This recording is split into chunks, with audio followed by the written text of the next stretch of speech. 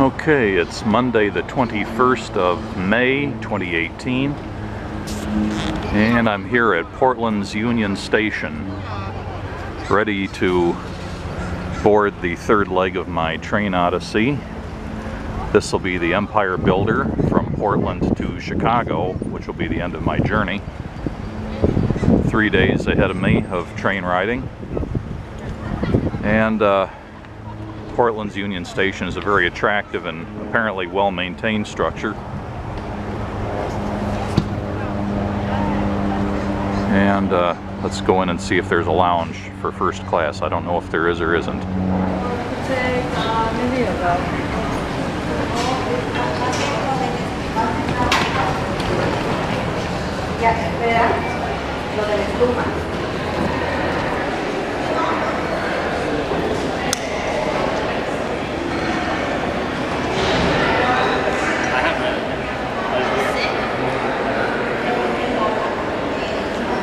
I spot a sign down there that says Metropolitan Lounge.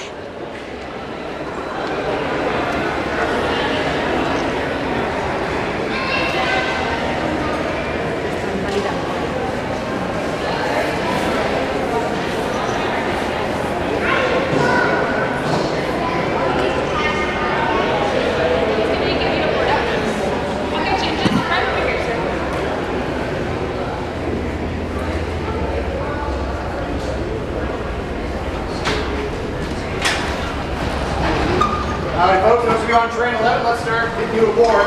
Make sure you have your boarding slip out just as you go through the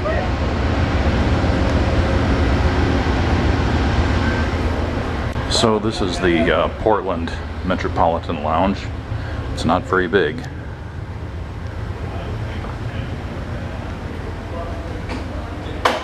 Room 21. I'll say stop, I'll open the doors and let you guys out.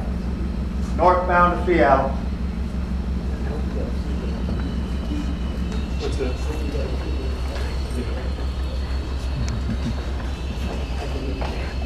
Yes, I hear you.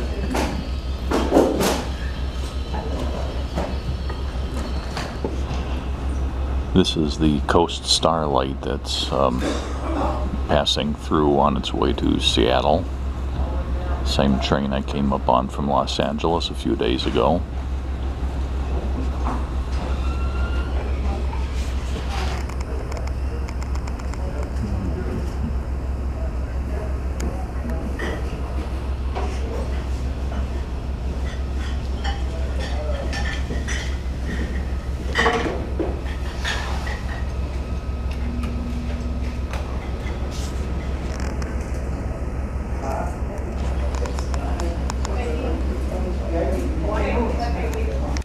The coach passengers are now coming out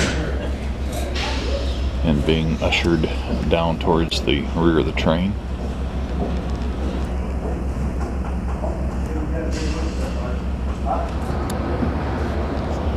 And the Coast Starlight pulls out of Portland Station.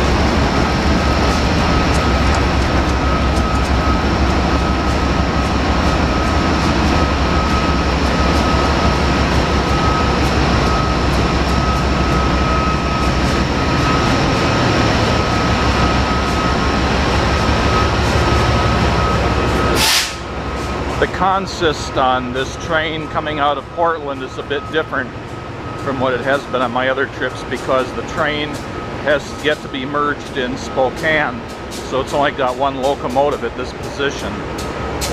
It's kind of a short train for this first stretch.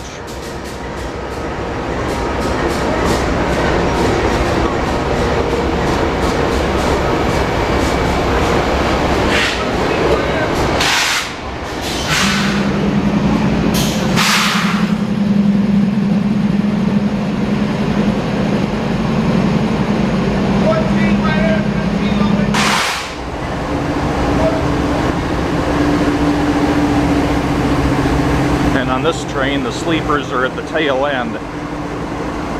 So this will be, I think, another coach car, and I don't think there's a dining car on this train. I believe the dining car gets added in Spokane. It's part of the train coming from Seattle.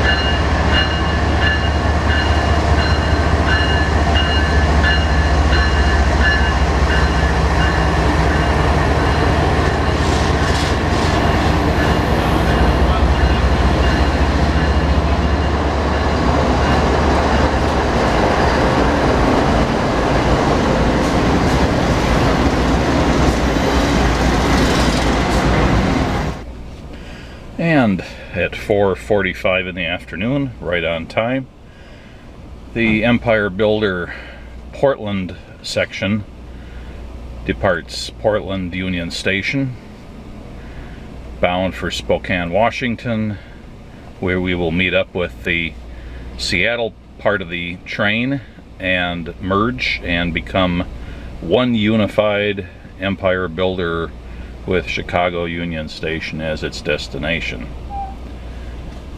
I was trying to guess which way the train was going to leave out of the station by which way the locomotive is pointed, but since this is an unusual consist, for a moment I thought maybe it was going to go the other way for a bit, but as it is, it's heading in this direction, which is good, because I think that means I'll have a good vantage point of the Columbia River, assuming we're on the north side of it, which is what I think it is.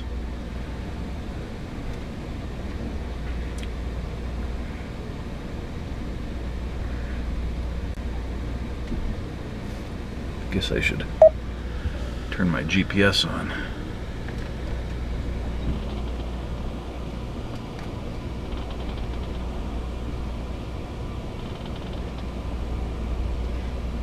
The tracks do follow the Columbia River for a ways, based on the information I've received up to this point, and then branch off and head diagonally up through Washington up towards Spokane. And presumably about the time that happens is about when it'll be getting too dark to do good videos, so I think that'll work out well.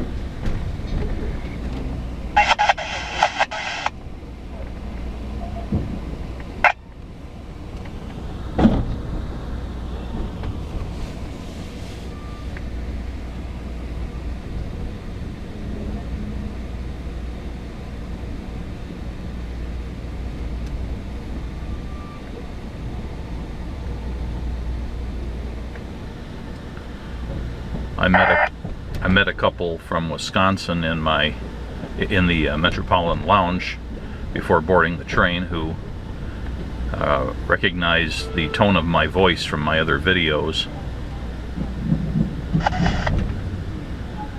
The world can indeed be small. and they happen to be in the next car from, or the next roomette from me in this beautiful sunny Monday afternoon.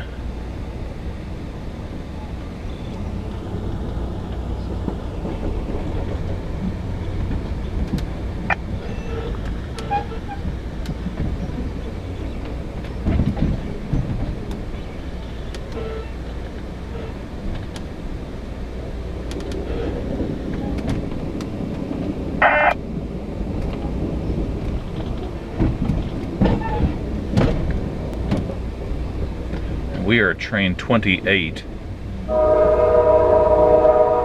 so that number should come up on the scanner from time to time.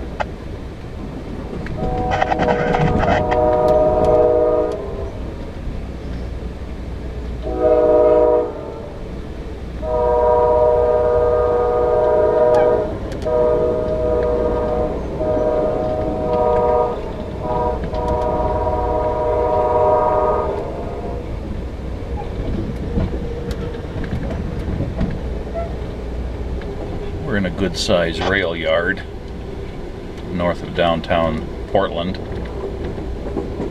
but it looks like we're just highballing our way right through it.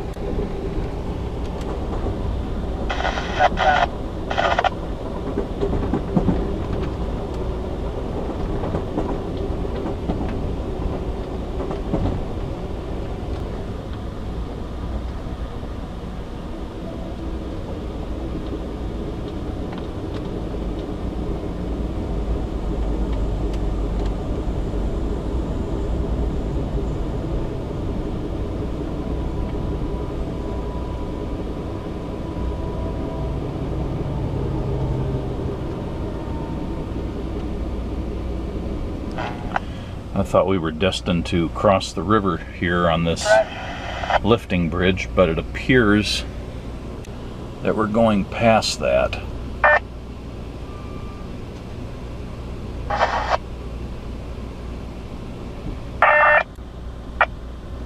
Well, as it turns out, we are taking that bridge. Yes, don't think.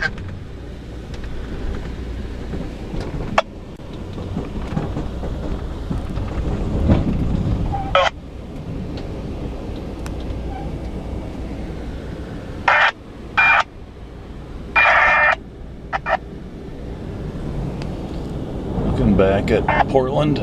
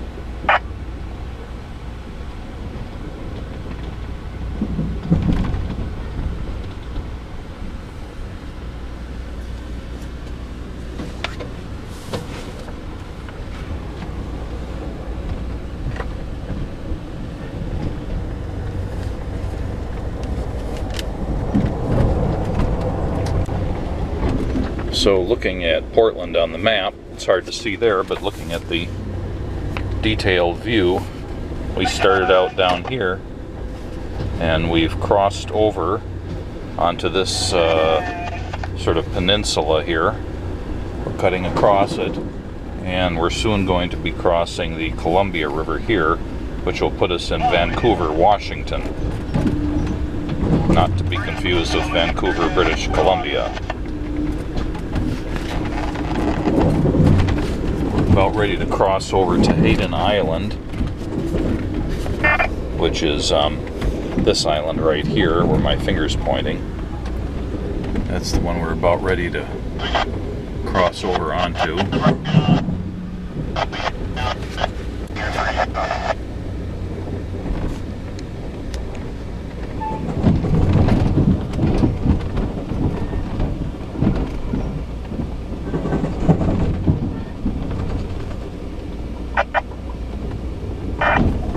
There's a beautiful view of Mount Hood there. See if my camera can do it justice.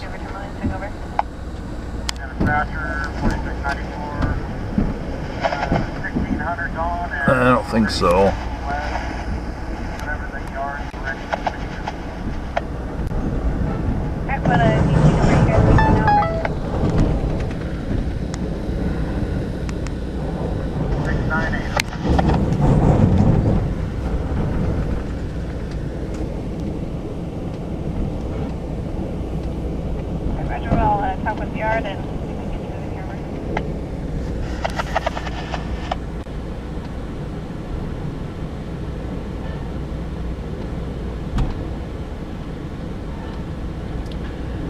This sure beats my last trip on the Empire Builder when it was well into the negative digits Fahrenheit. It's a beautiful day here in the Portland area. I hear it's raining like cats and dogs in Chicago, but I think that'll be over by the time we get there in a couple of days. So Hayden Island here.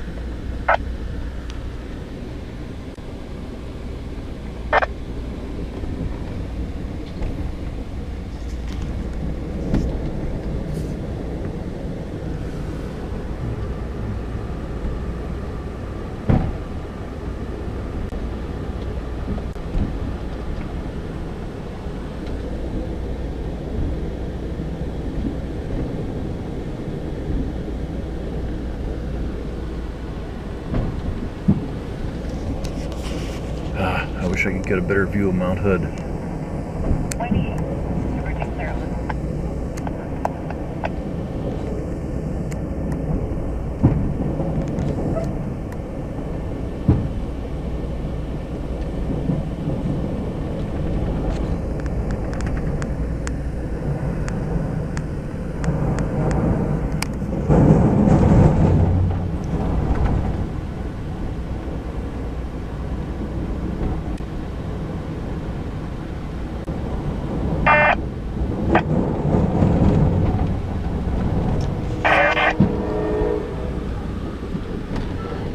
So will we go north or will we turn sharply? We are turning sharply.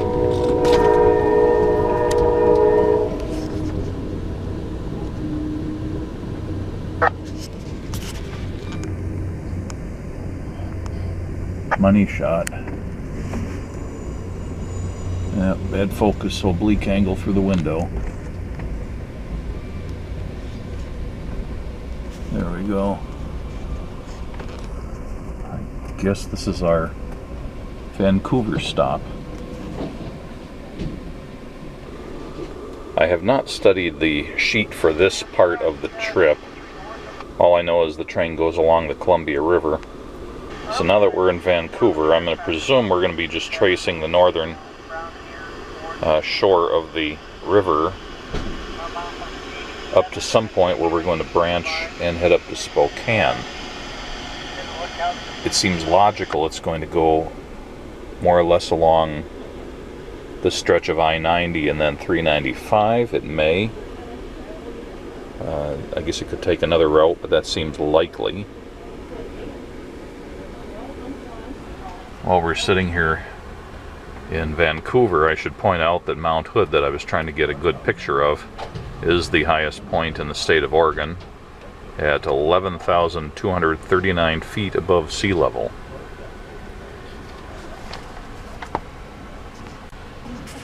So the train horn just sounded for departure from Vancouver.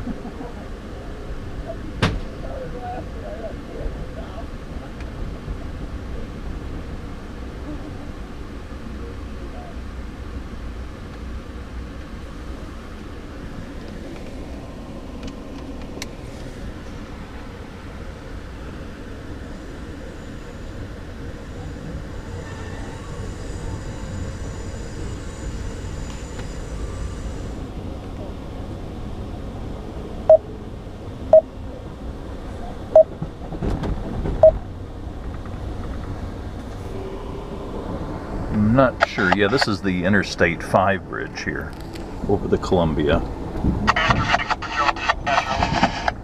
My GPS was taking its time updating with that information. Got the beat at 1461. Got 2,500 feet.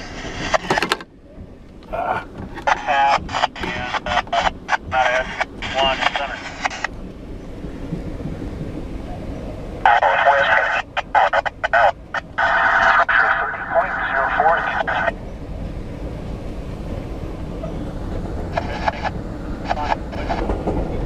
There's a flight departing Portland Airport across the river.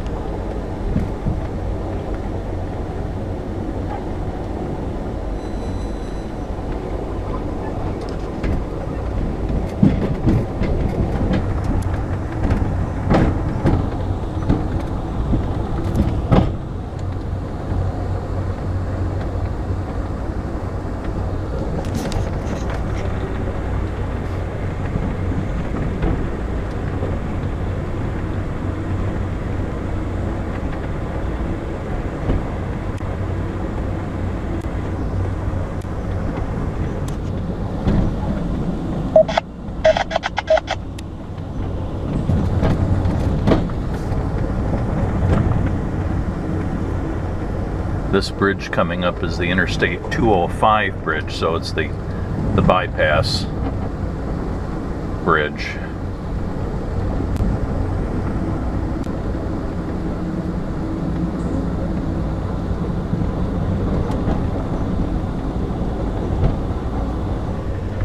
I am somewhat disappointed to discover that now that we've gotten into a point where there's some good light on it, the outsides of the windows were clearly not washed before this trip. They're pretty dirty. That must be part of the, I guess, the gotcha that comes from AMTRAK's budget cuts that they've had to endure recently. Small things like whether they have somebody who can clean the windows or not. Apparently that's one of the things that goes by the wayside. Still, it's not horrible. It's not streaked or blotched. It's just generally dirty. If I hold the camera right up to the glass, it's less apparent.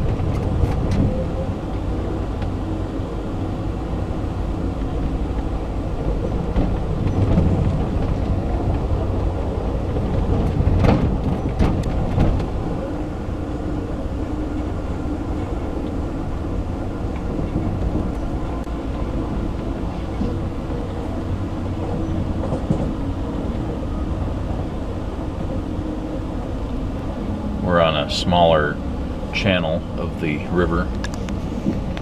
Oh, and not the main course.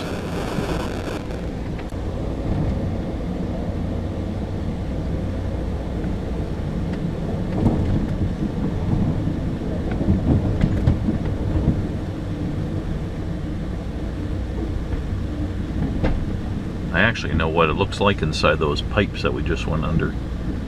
Not those exact ones perhaps, but ones just like them, having been inside a few myself.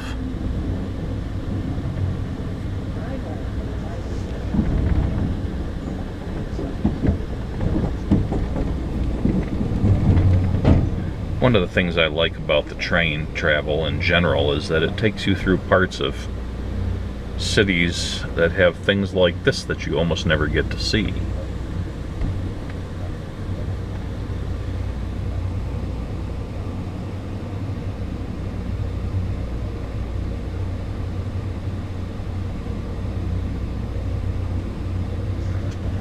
And it's the Georgia Pacific facility that we passed by here, or are passing by.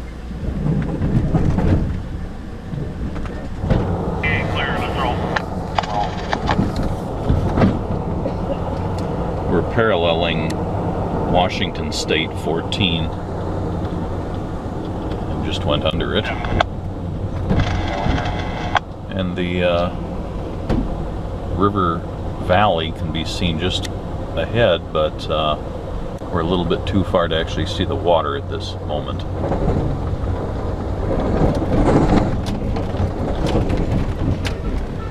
But as the old GPS shows, we'll be getting closer presently. 25 and 30.6. I almost had a small disaster with this quite a few years old GPS while I was driving around the Portland area during my several days layover between the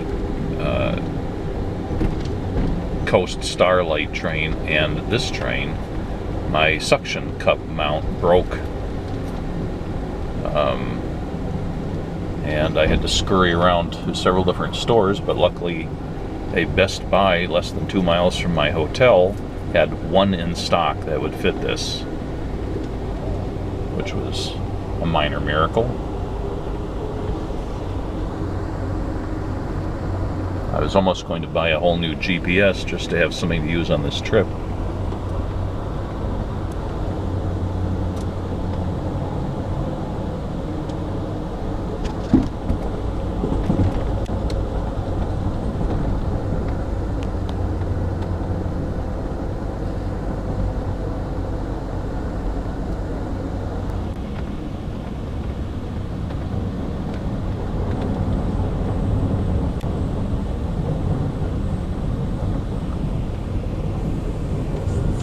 Interstate 84 runs along the opposite bank of the river,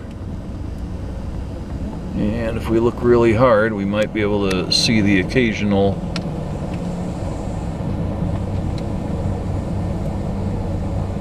traffic running along it.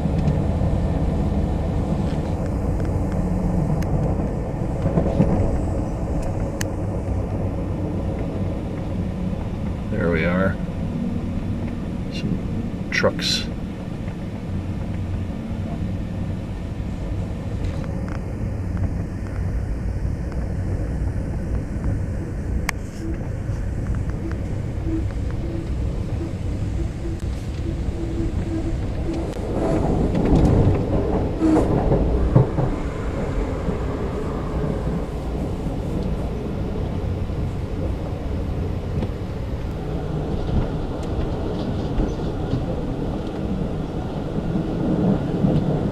Longer tunnel than I expected.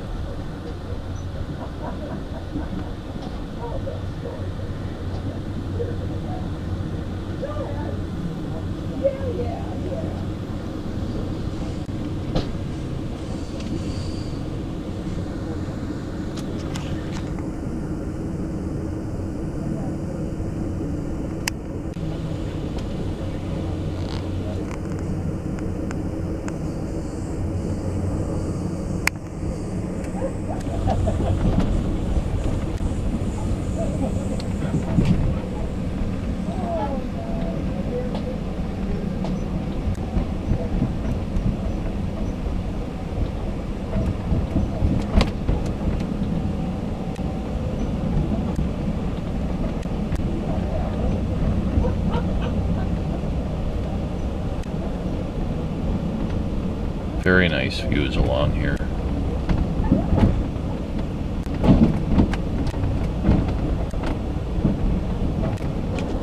I think this whole area across the river is part of the Columbia River Gorge National Scenic Area.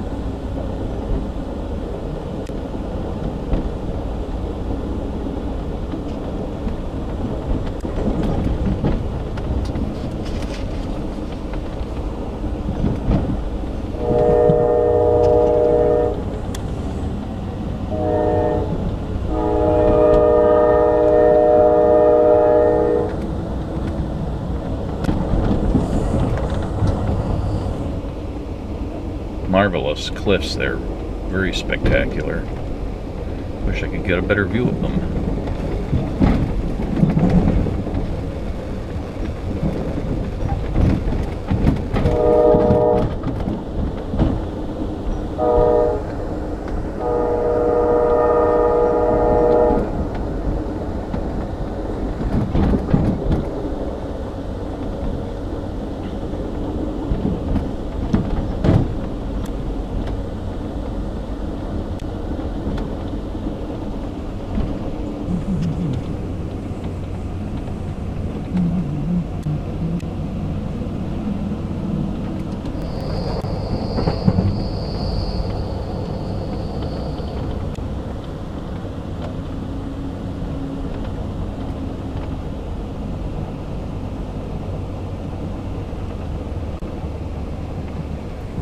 We're now in the area of North Bonneville, Washington State. The track's going to go a bit further from the coast of the shore of the river, the banks of the river. I think until we get to the far side of North Bonneville.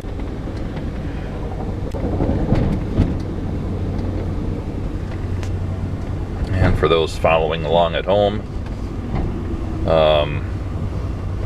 we haven't gone that far from Portland yet. North Bonneville is right about there in the middle of the screen, right about where the shadow line is. It says Stevenson right above it. There we go. That's where we are.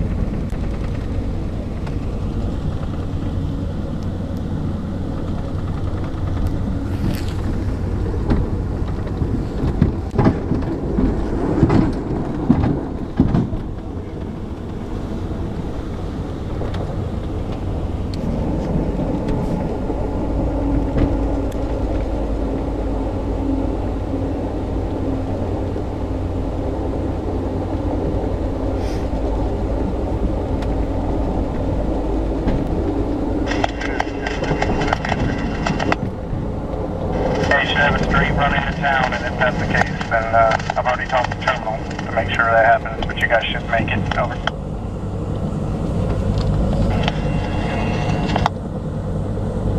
Okay, thank you. Vanessa Pasco, Metro. I think this is the part of the Cascade locks system. I think the locks proper are just over the rise there. Can't really see them from here. Things are a bit narrow here on the river.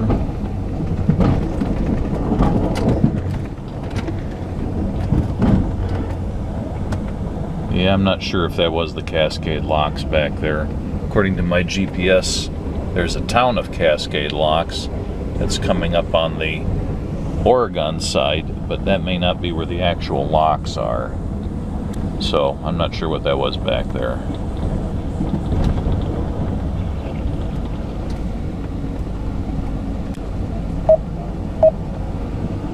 This bridge here links Highway 30, which runs along the far shore, with Highway 14, which runs along this shore. And of course, it also connects Interstate 84 on the far side with the highway on this side.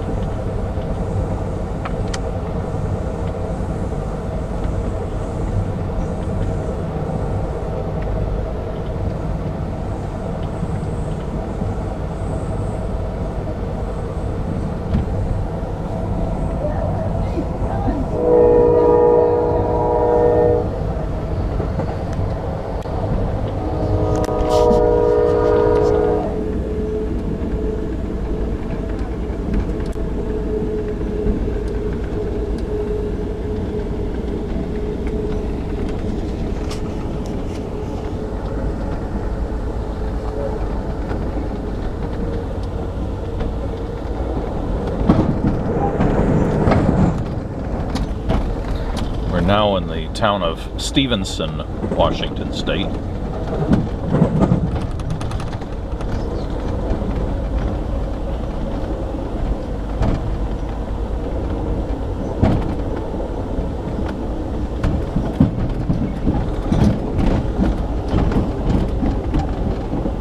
Speaking maybe only for myself, but it's real easy to forget about the beauty in this specific part of the world. One thinks of the beauty of the Cascade Mountains or the beauty of the Pacific coastline in the Pacific Northwest, but not so much about the inland rivers.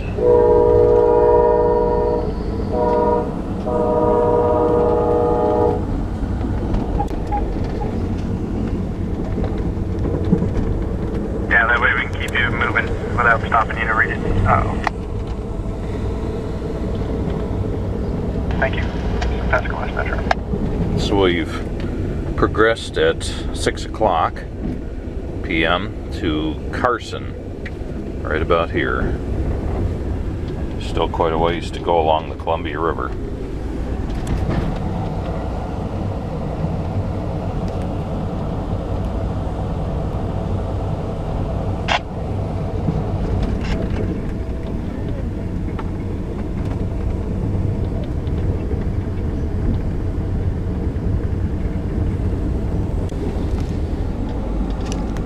Pasco West Metro, answer no.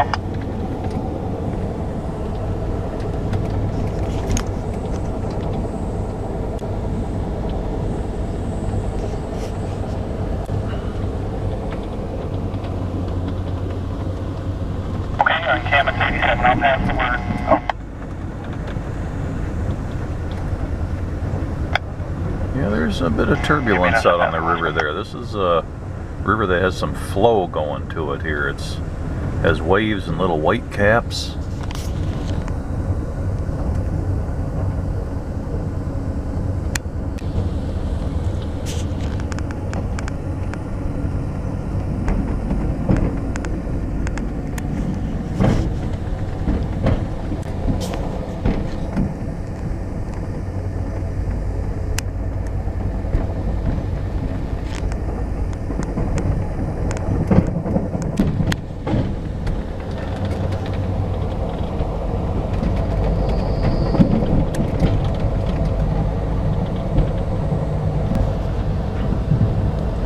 Taking these trips, I'm often marveling at things like these high tension lines that are running along the face of that rock escarpment over there.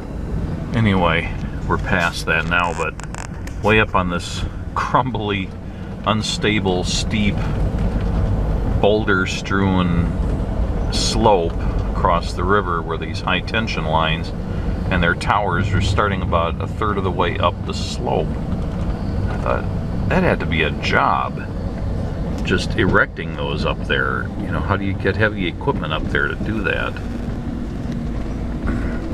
Drag them up on lines? I don't know. Seems like it almost would have been easier to stick the poles on the riverbed.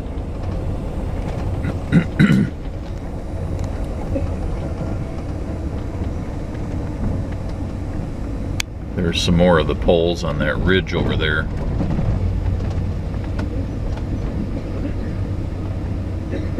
But that's a much more accessible place. And you go up and they crest over there too. That had to have been a fun job.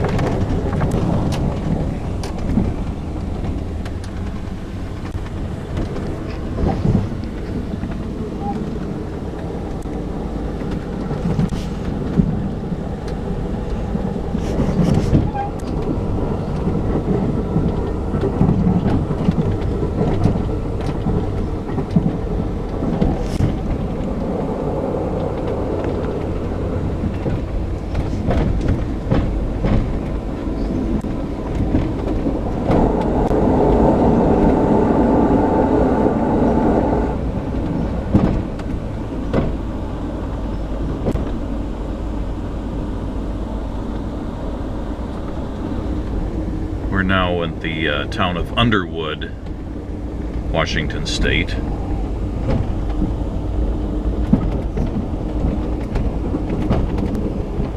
A lot of people are parasailing out there.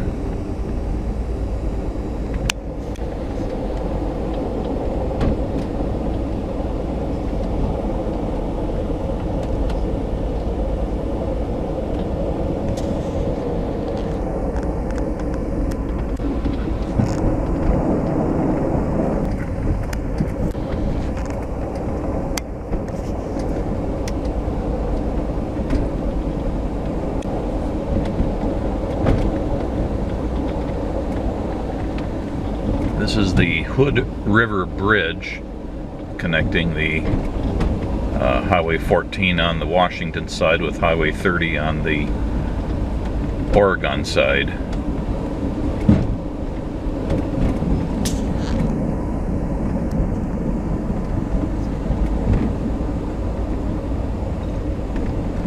And it does have that lift bridge section in the middle.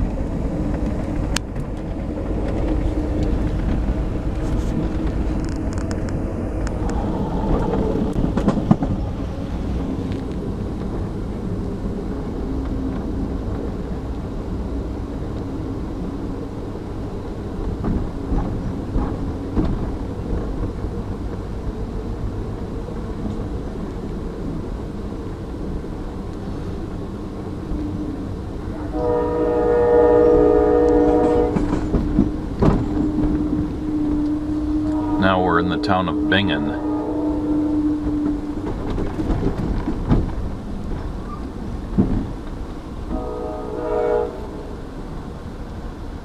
SDS Lumber Company is what it says.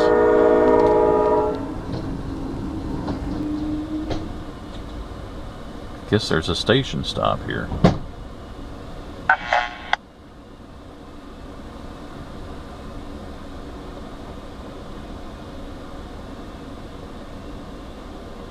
Anywhere there works.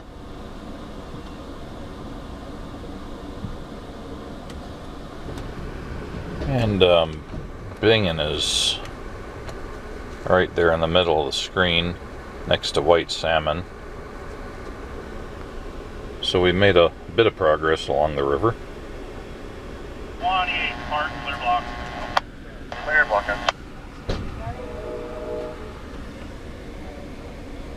And at 6:20 we're pulling out of Bingen.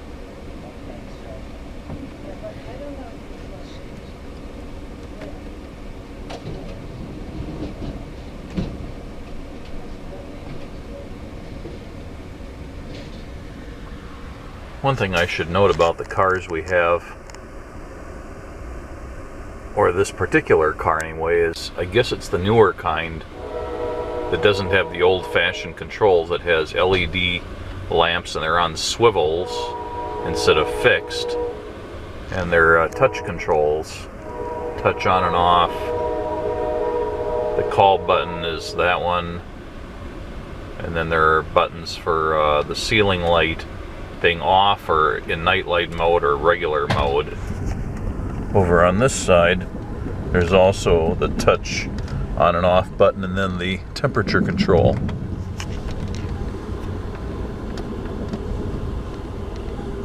Which seems to be pretty much normal. So I'm not sure if these are older cars that have been renovated, but here's another change.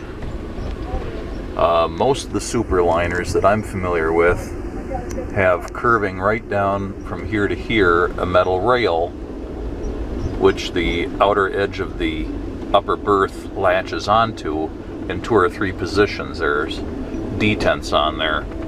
This one has apparently the detents over on the hinge side, so it's a little bit different. I'm sure there are some rail fans out there who will chime in with useful information on whether these are the original ones built by Pullman that have been renovated, or if these are the ones built by whoever built the second batch. I honestly can't remember who it was. Was it Bud, or I'm not sure. The superliners are built by two different companies, as I recall. First batch and second batch, and then there have been groups of renovations that have been done to various numbers of cars, and I can't keep track of all that stuff.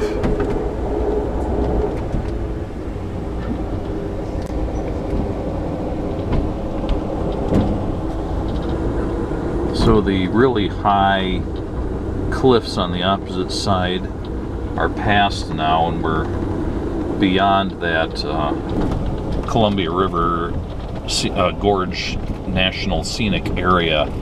We're outside of that now, so we're just into plain old, somewhat less spectacular but still very nice Oregon across the river.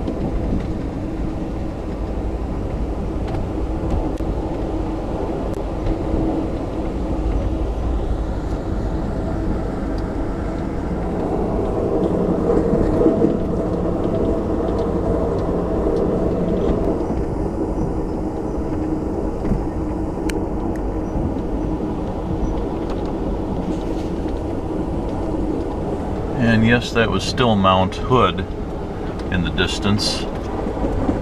We're right at this point where the river actually runs north and south, or from south to north, which is this position on the map, if I can get it to stabilize. Right there. It says the Dalles. Is that how it's pronounced?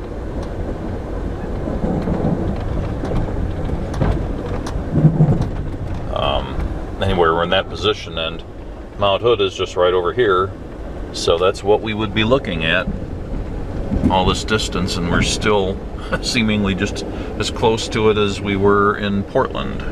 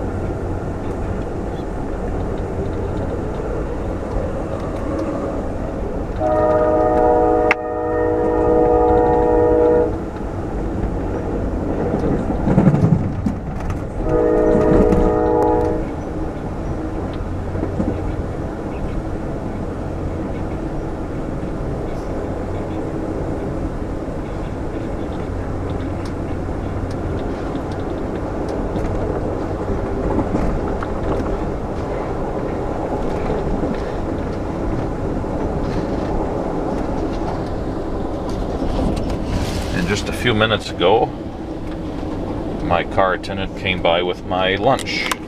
Or dinner, what am I saying? It's dinner.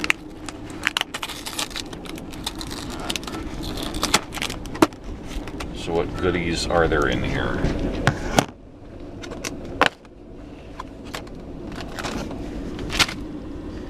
Some sort of a cold chicken sandwich and a little piece of cake and some sort of a coleslaw kind of thing, and some orange slices and some chips. Not quite like diner car food, but it'll suffice.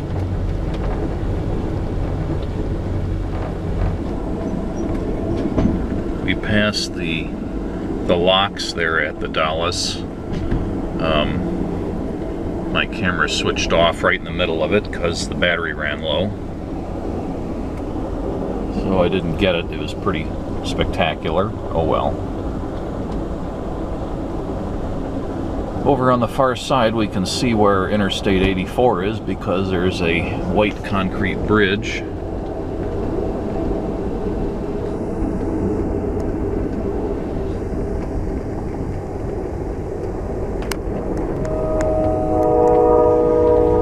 But you can already see the dramatic change in the face of the river and its shoreline as we get into the more deserty part of both Washington State and Oregon.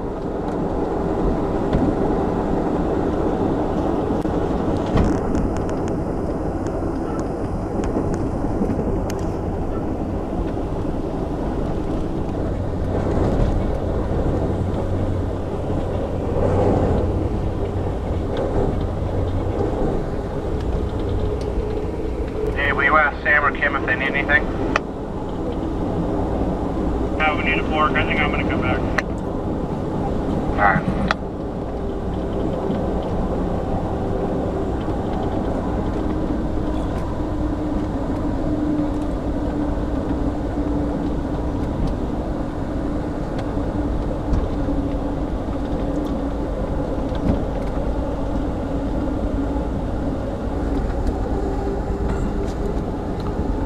I'm letting this scene just play out here because unlike the more spectacular section which kept getting interrupted by trees on the shoreline, there are no trees out here, so might as well show the opposite shore while it's visible. There's what looks like a railroad bridge crossing here. This is not a road bridge that is coming up on the left.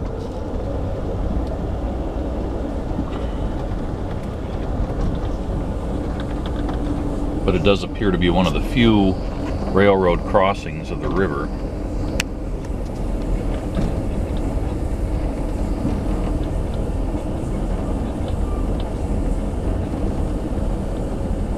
At least along this stretch.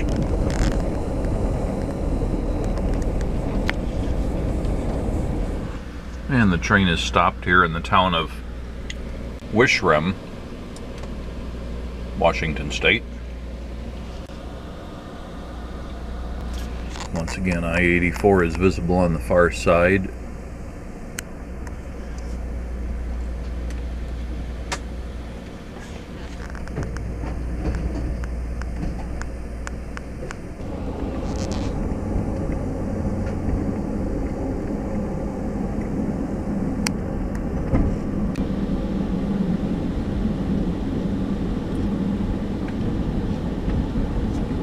You had to stick them back here with us?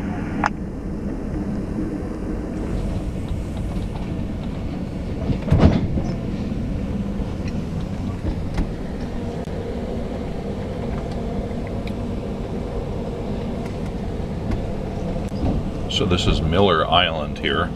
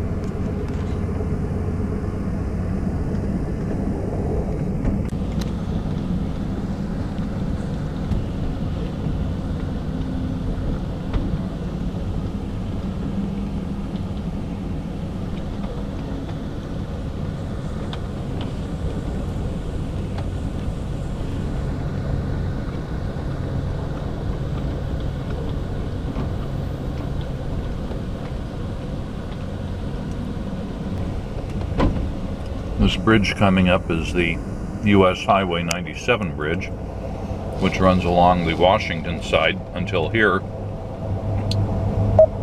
at which point it drops over and then runs along the Oregon side. That little town over there is Biggs Junction, Oregon. I'm trying not to say Oregon, which is what I always preferred to say, because I've heard that is not the way it's supposed to be pronounced. But it still sounds kind of dumb to me to say Oregon. But I'm trying.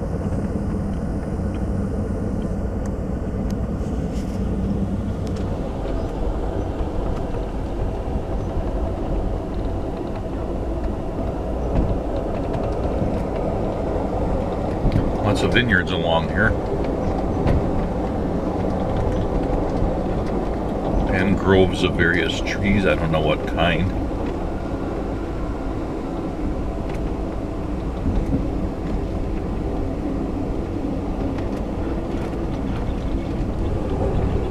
And we're coming up on the John Day Dam here, which completely blocks the river.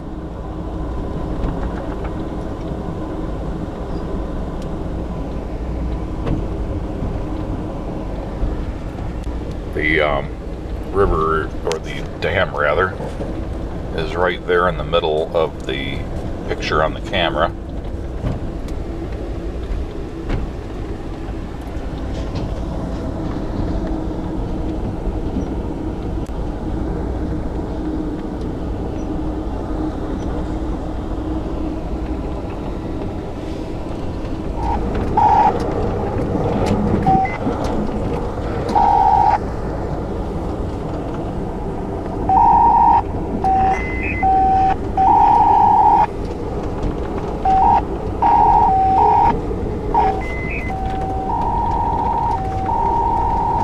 I don't know, it seems like I've got some sort of data bearing channel on the scanner here. At about 7:20 in the evening, we're at another one of these places where the river temporarily bends, and that would be right here.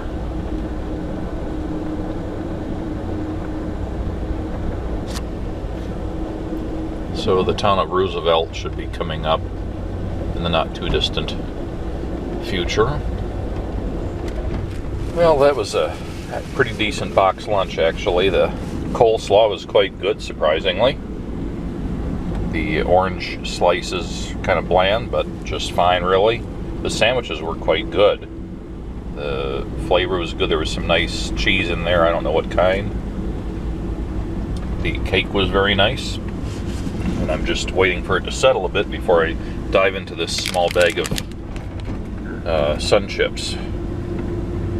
I do think it worth noting that this is the first AMTRAK sleeper I've been on where they did not provide bottled water in the room. Usually there's at least a couple bottles in here. I brought my own and a drink that I picked up in the store at the train station.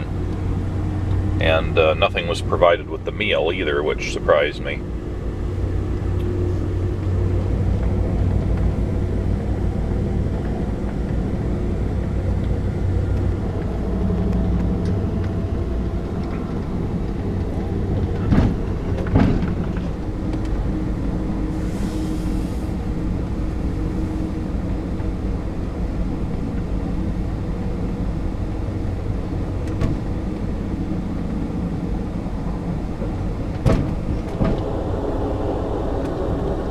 And the character of the landscape has changed dramatically. It's getting to be pretty flat now.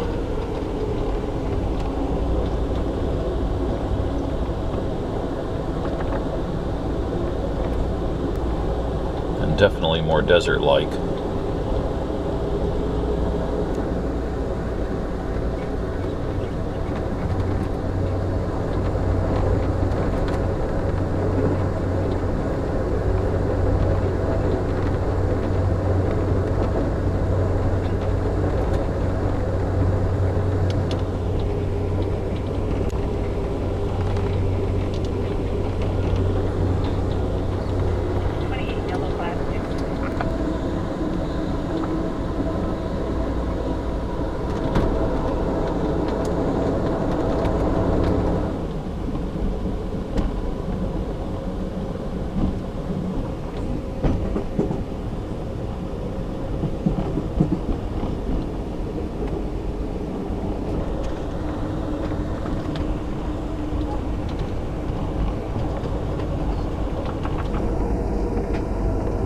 way off in the distance there. Might just be able to make it out. It wasn't so jerky. You can see a tall stack with flashing lights on it in the distance. That's on the Oregon side of the river and quite a ways away from us at this point, several miles. And that would be a power generation plant called Boardman that I had a hand in designing the software that runs the pollution control systems on there, or at least part of the pollution control systems. That was probably about 6 years ago.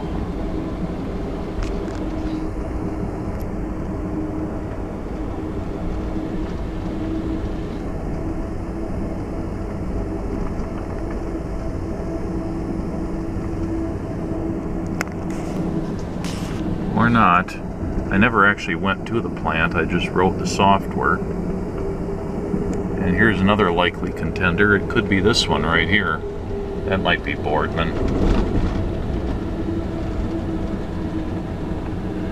I think this is probably the one actually, because the guys who went there said it was pretty close to the water.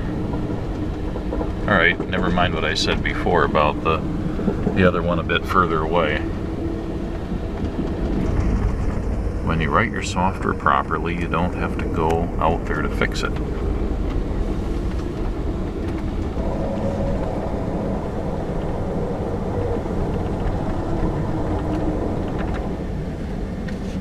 And at 8 o'clock in the evening, we've reached the town of Patterson, Washington. And it is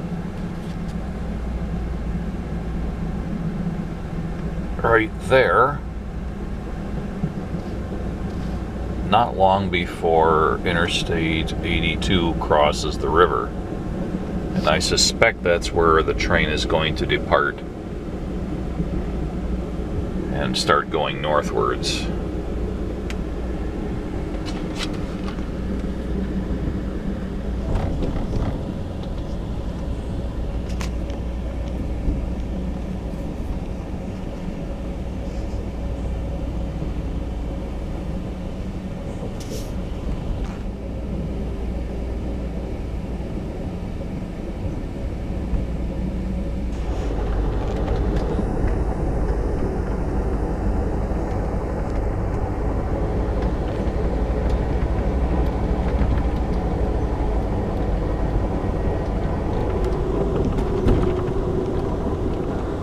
We're now at Plymouth, Washington State,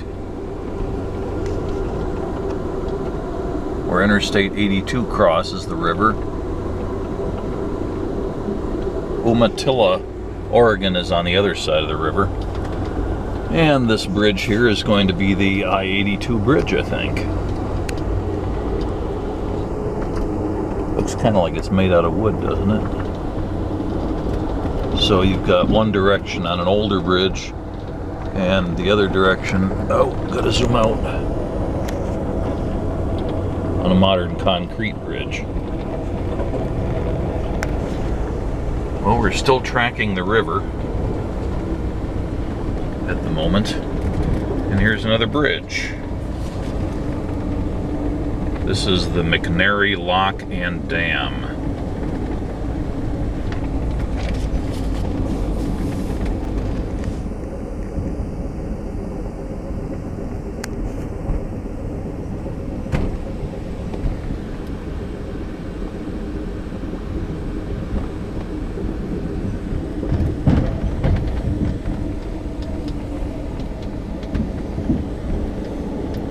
I think the lock is over on this side. It looks like the exit side of a lock.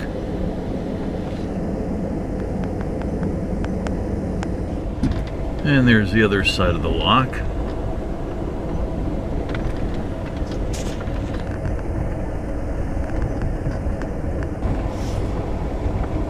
Well, at about 8:20 at night, We're still running along the shore of the Columbia River, but not for long, because we are doing this little curve in the river right here, starting to curve up, and it looks like the train's going to follow it all the way up to the Richland, Kennewick, Pasco area. And the train does go through Pasco. That's a station stop. And then the next stop is Spokane at around midnight. So that is definitely the route we're going to be taking. And I suspect we're just going to curl along with the river until we get up to this metropolis here. And at some point we're going to have to cross over the river to get to Pasco, because that's on the other side. And now right on the curve of the river, we start getting some altitude on the opposing side again.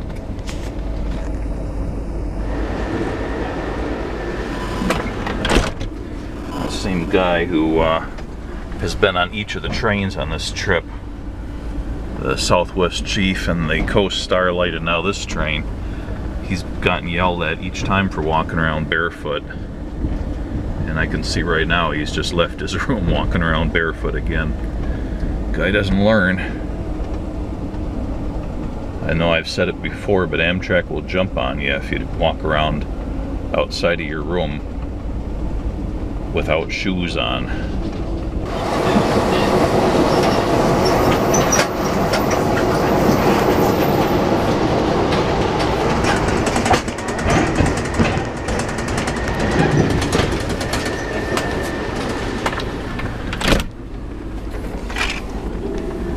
First time I'd stepped out into the aisle since we'd started the trip.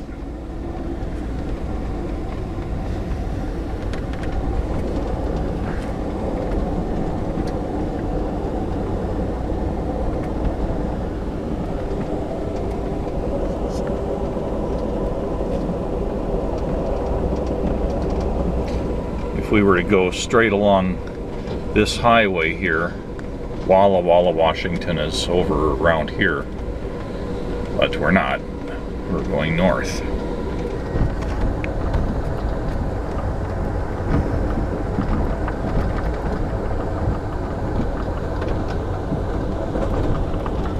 All right, at 8:40, we're pulling into Findlay, Washington.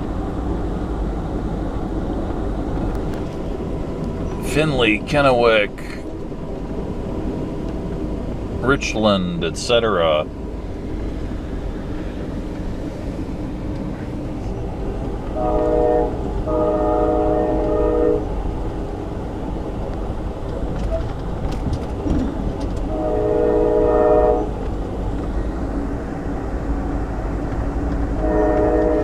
.45, and we pull into Kennewick.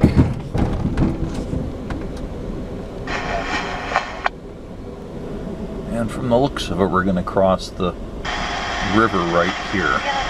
Of course, this isn't the Columbia River here anymore. It's a tributary.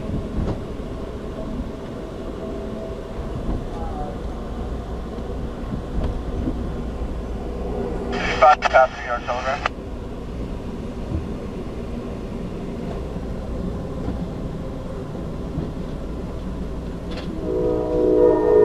Yep, looks like we're committed to that track.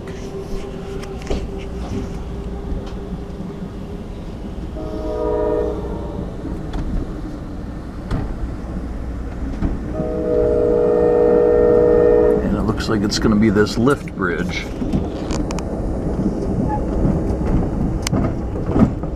We're on.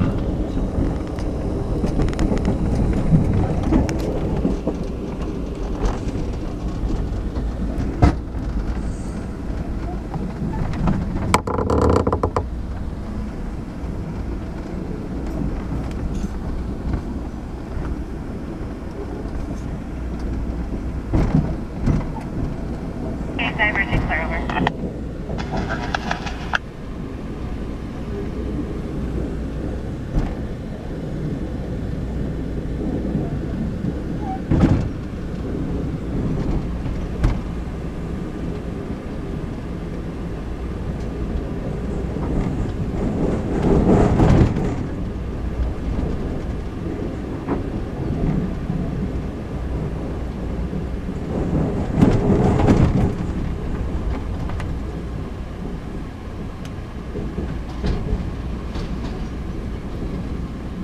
along area, departure 2 ready for state of it.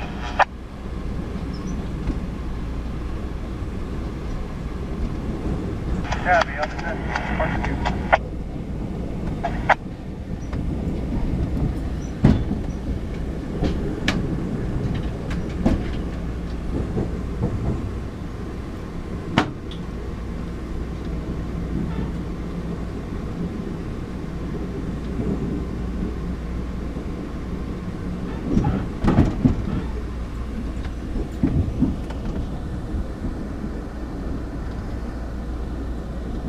And with that, hello. Ready for your bed? Yeah, I think we can arrange that here. So just before 9 p.m., we're in Pasco, Washington. Our last stop before Spokane, which should be another 3 or so hours. This is Pasco. You can get off of your stretcher legs, take a smoke if you wish to. This is Pasco.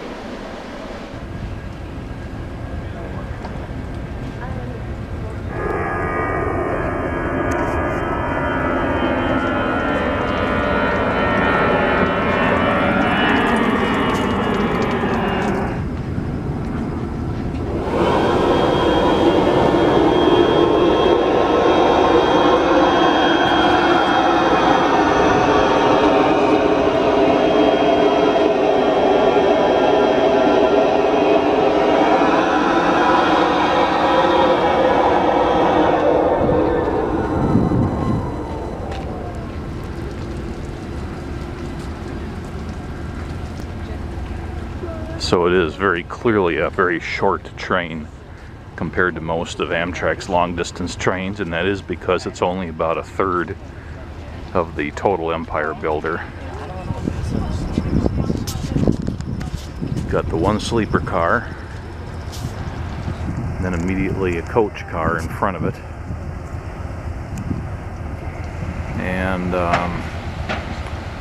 another coach car, and then a lounge car, and then immediately the engine. I don't even think there's a baggage car or a transition car on here. I don't know how they do that. Maybe they don't need it for such a short trip. I don't know.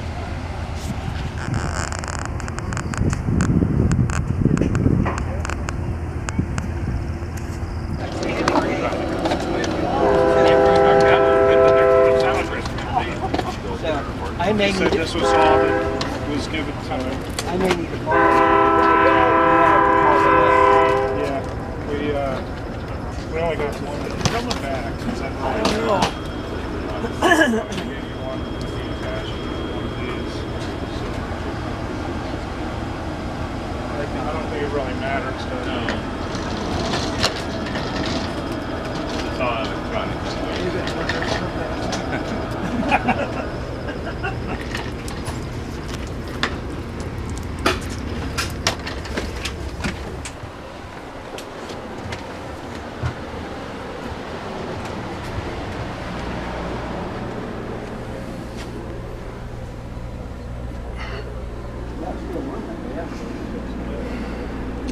So the bed's been made, and it's time to start thinking about sleeping. So I made an inquiry of my car attendant here at the Pasco stop about whether there was a transition car on here, and he said no, it's the lounge car and then the one locomotive, which means that the crew, conductor, doesn't matter who it is, cannot get to the locomotive while the train is rolling. Normally they'd be able to use the transition car to get to the lower level and then go through the baggage car and then into the locomotive or locomotives and pass through those all the way up to the front. But without a transition car, the only way to get into the locomotive from a superliner is to stop the train and get off and walk up to the locomotive and then climb the ladder up into the cab. So they are somewhat compromised in the ability to get around, but as he pointed out, the only person who would go into the locomotive would usually be the conductor, and there isn't usually a need to do that. And if there was, they can stop the train briefly to let it happen.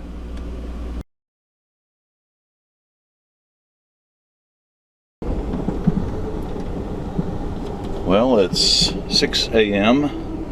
on the second day of the trip, Tuesday the 22nd of May 2018, and overnight the train has managed to get from Spokane, Washington through the top of Idaho and into western Montana. We have been following the river here, but now we're taking our leave of it. And on the map, it's right in the middle of the camera there. Reposition right in the middle of the camera image now. And we're starting to go down towards where the green teepee symbol is. So just a bit east of Whitehaven in the Kootenai National Forest.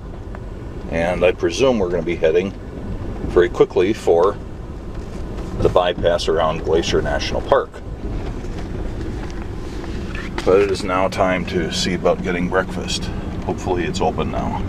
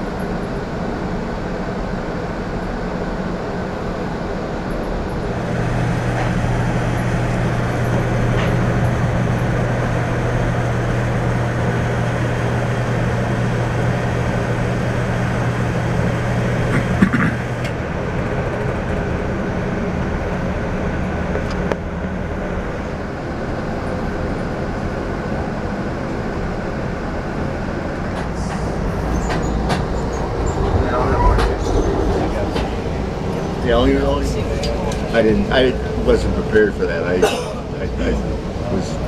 didn't have a big lunch, so I figured, well, maybe I'll have a steak or something for dinner. High school?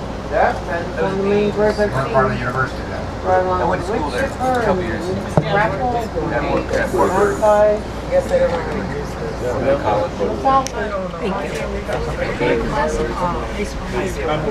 I got 25 minutes away.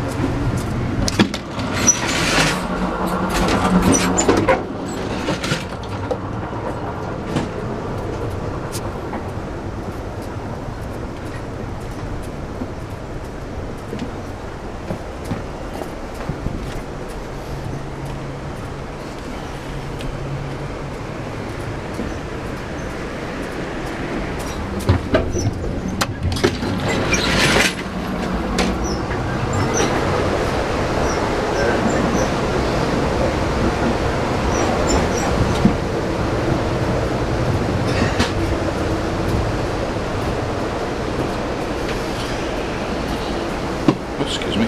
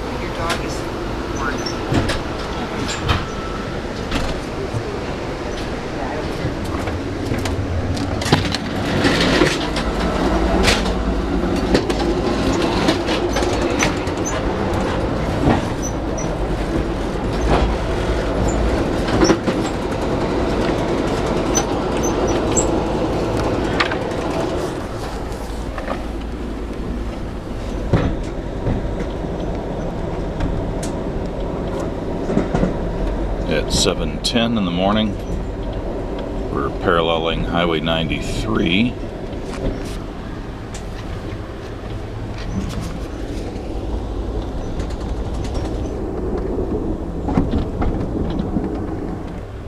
So, if I can hold this steady enough, we are paralleling Highway 93 here, right around where it says Whitefish, paralleling the highway. And we have a station stop coming up there in 15-20 minutes from now, after which I suspect we'll be paralleling Highway 2 there to go around the south end of Glacier National Park.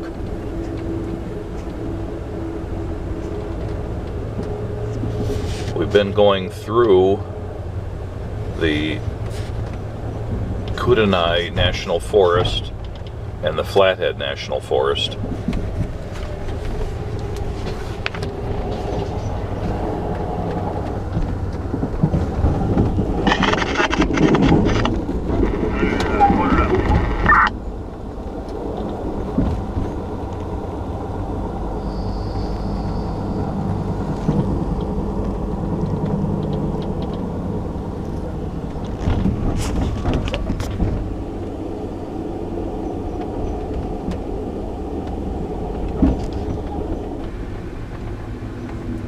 really see the dirt on the outside of the windows when you catch the light at an angle.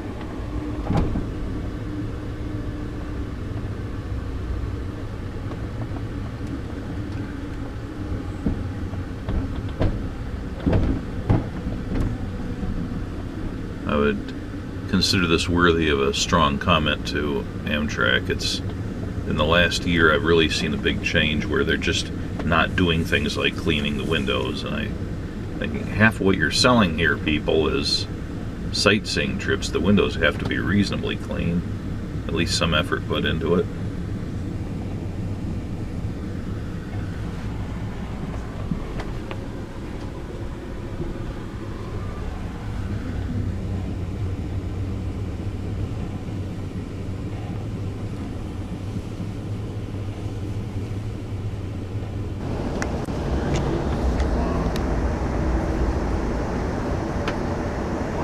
No other plant. You look here everywhere. You look at every other plant. No plant has that leaf.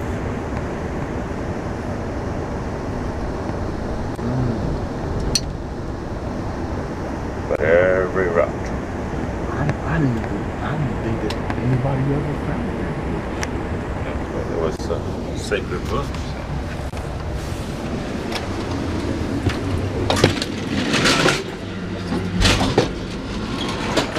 That lake there was Whitefish Lake.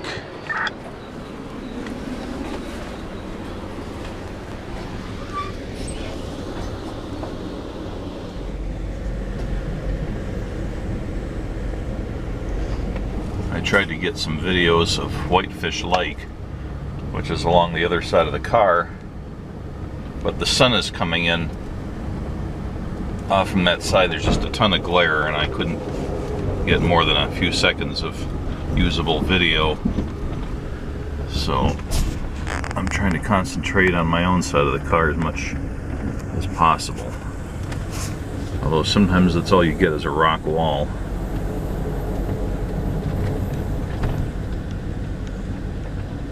And lots of trees.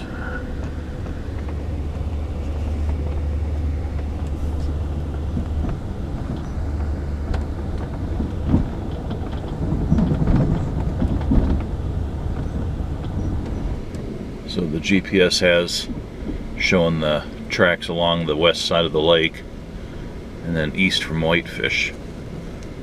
I think we're into the outskirts of the town of Whitefish.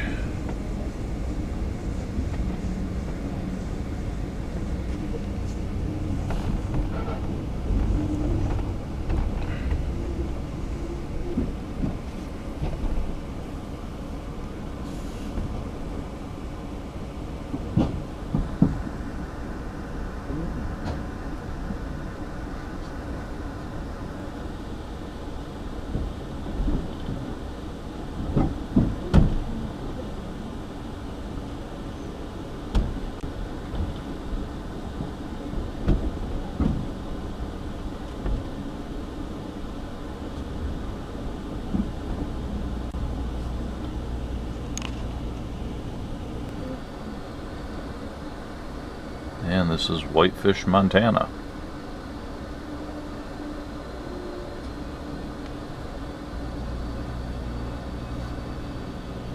And it's a station stop.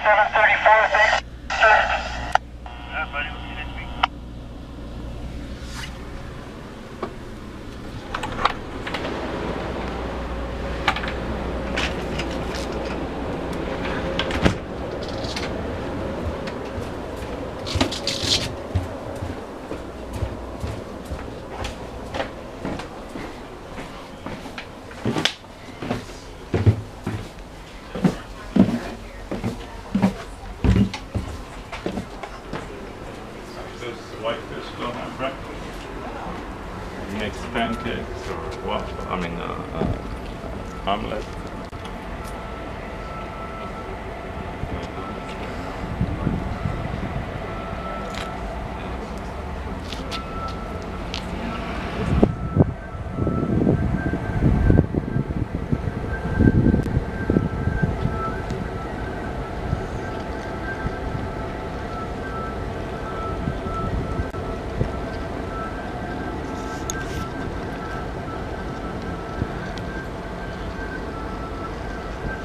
And this is my room right there.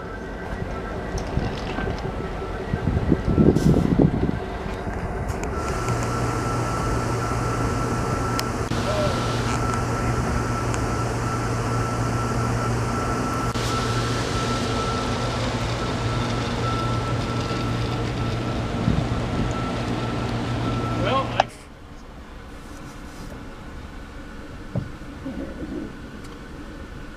7:45 in the morning, we're pulling out of Whitefish, Montana.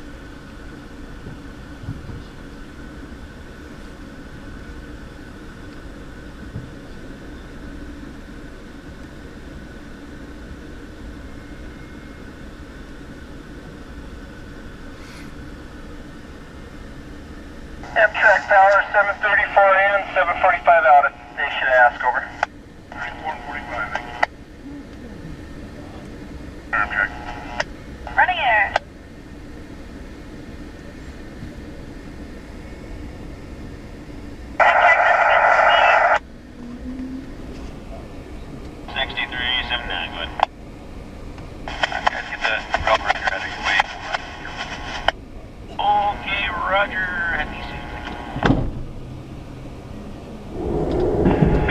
SF detector, milepost 121.9. Main 1, no defects. Repeat, no defects. Total axle 5.2. Temperature 5.7 degrees out. Now you can see there's a little bit of snow still left up near these particular peaks. These aren't very high, they're just big hills.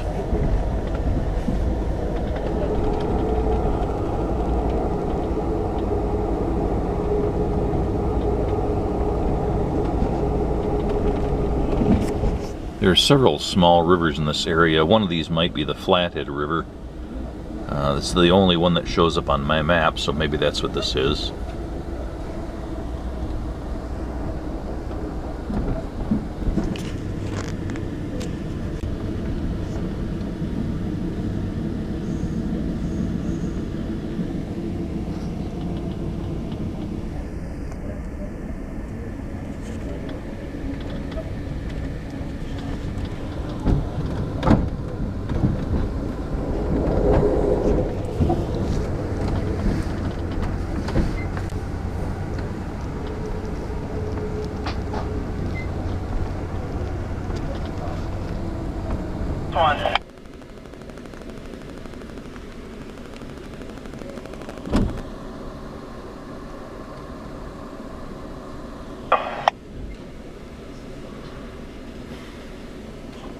So we were just pulling into the West Glacier station.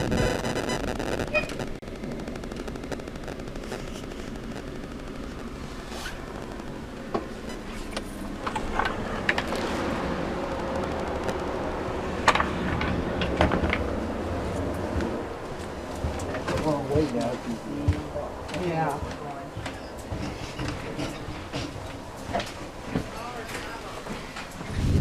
Roger, cut the motor and shut with the Roger.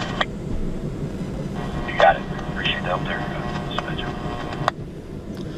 So now that we've passed West Glacier, I think we're technically within the boundaries of Glacier National Park. And we are still paralleling Highway 2, and it's actually right up there.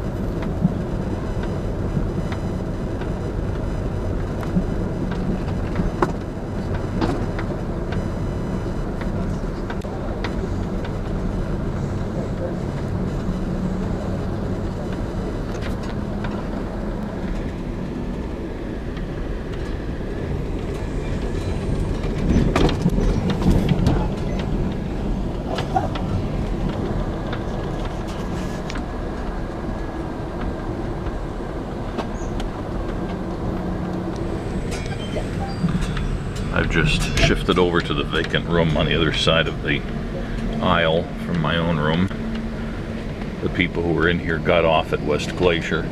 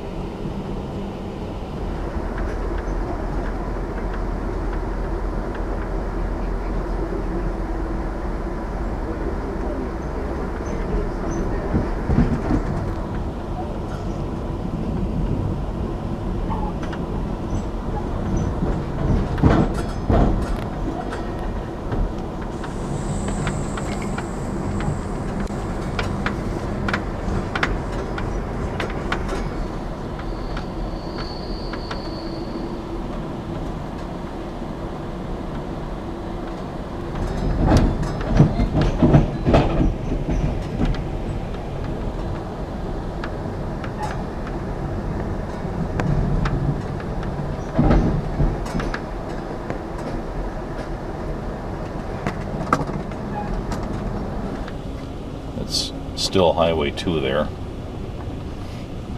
We're going to be paralleling that for the rest of the day.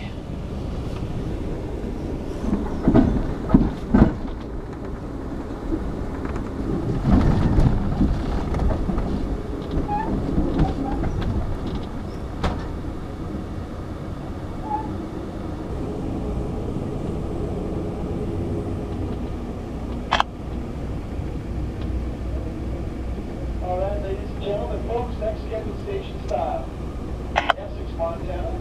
Essex is coming up here in about 10 minutes. That was your Montana. And at about 8:55, we're coming up on the town of Essex, which is the second station stop for Glacier National Park. So that means we're roughly halfway across the park.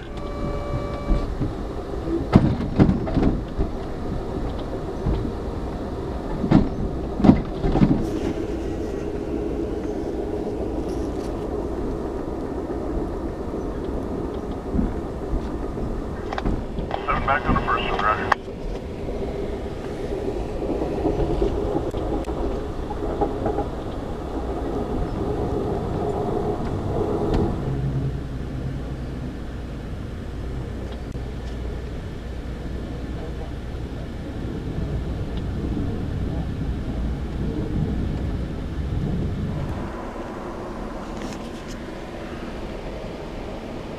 Thanks.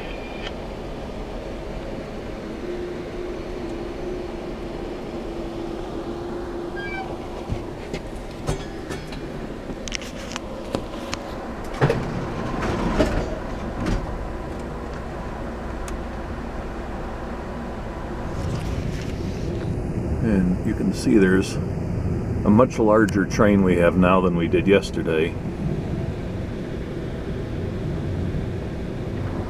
Good morning, ladies and gentlemen. This announcement is coming from our Cafe Lounge car. Welcome aboard.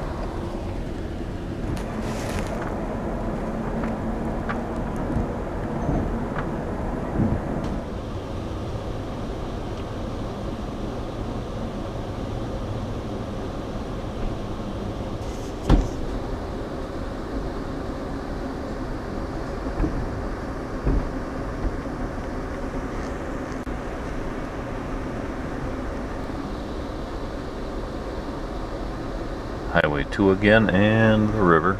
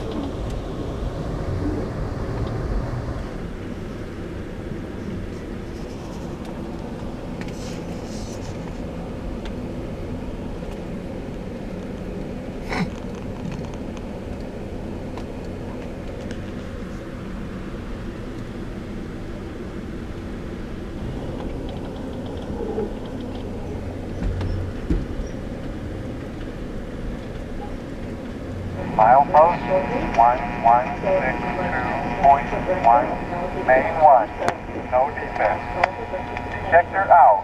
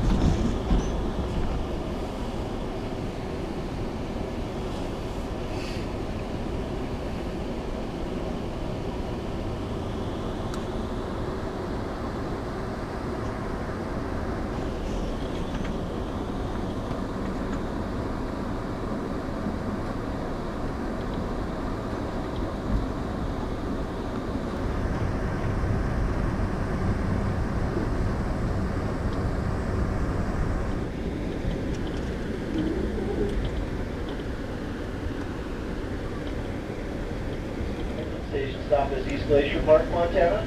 Folks, we're about 20 minutes away. 20 minutes away from East Glacier. Happens to be your stop, please. Start returning your Civic Car accommodations, your coat seats,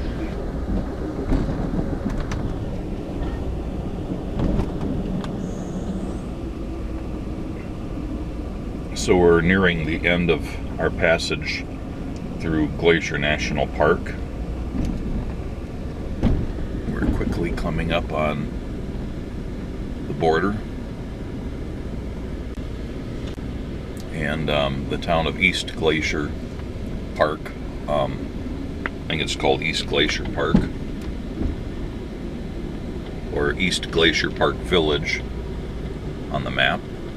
Should be just outside the boundaries a little bit, probably about where the highway goes off the top of the screen. So we are right there where the red highway crosses from the green to the brown.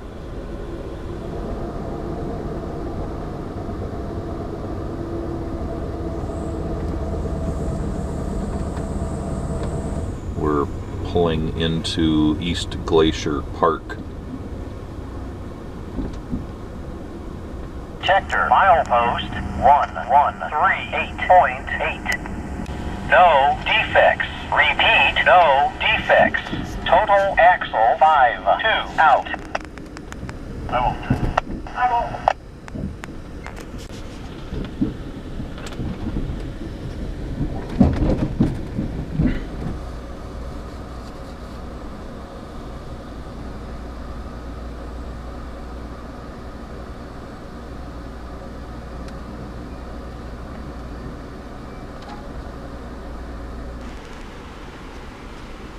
And at 9:50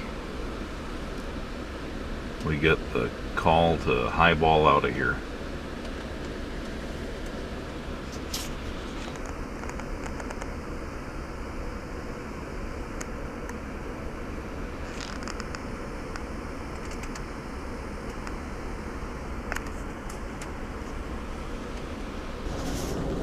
We're on a trestle here going over the river.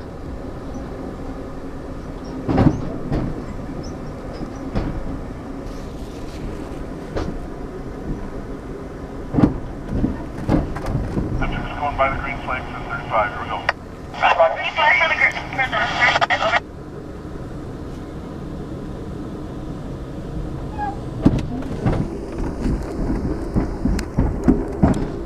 Of course. There's one crossing the tracks right now. He waited for us to go by. I don't see any on the track behind us yet, though. Got one over? I got 3 over. My air's good, so we didn't get any losses. Here we go. Oh, thank God. Thanks, out. Here we go. I didn't get the camera going quick enough, but there were these cows. Cattle to the dispatcher, over. I'm just getting ready to do that. AMTRAK Glacier dispatcher, over. The engineer was telling the conductor that he hit 3 cattle with the locomotive. That area we just went by, they were right up next to the tracks and there was no fence, so he said he got 3 of them. And then the conductor was saying, looking out the rear of the train, he hadn't seen their bodies come through yet. And it sounds like the engineer is calling the dispatcher to have them, you know, advise whoever needs to be advised. At 10 o'clock, we've just passed South Browning, Montana.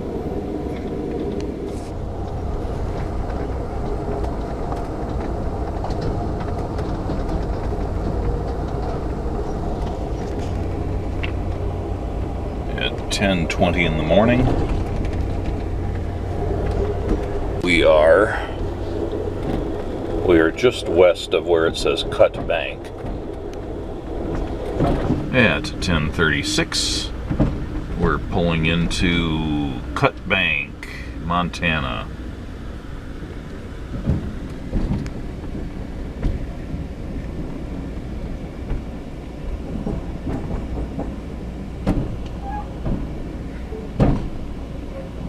Obviously we're on a trestle. Either that or the train is able to fly.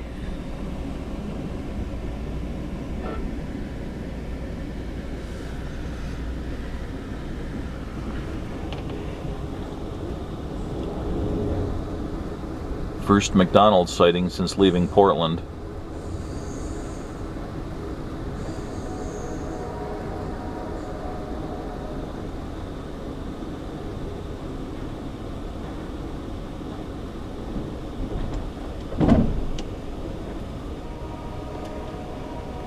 Will do.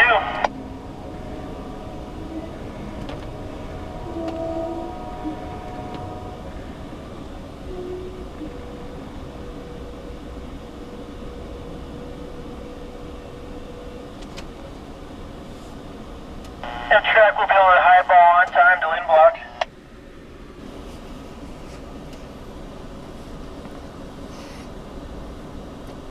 Pulling out of Cut Bank.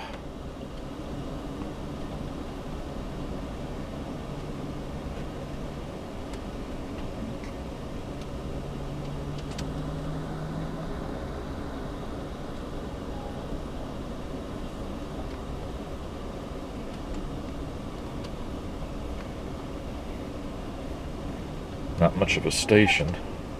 Or maybe this is the station here. It seems to be in better shape.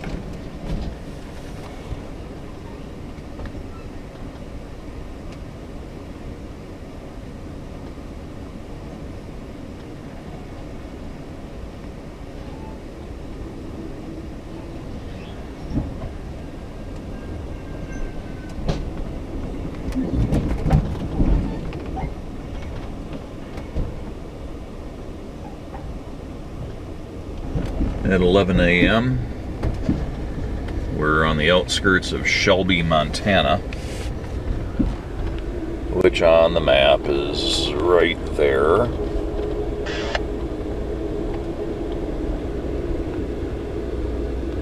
We've pretty much covered the border of Montana past Glacier and then over here to Shelby in 5 hours.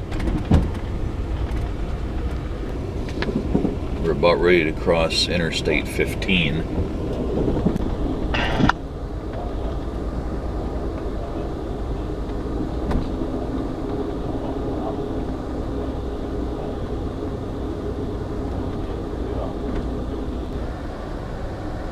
Sinclair stations. I don't know why we don't have those anywhere around where I live. Maybe they're only in the western states now.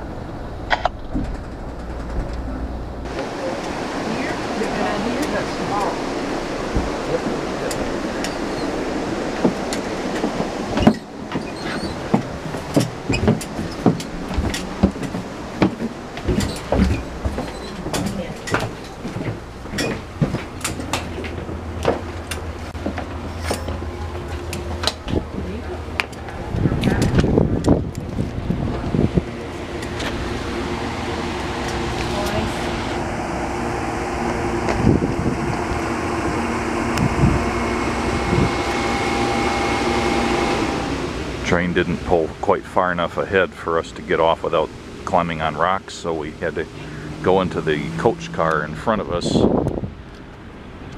in order to step off.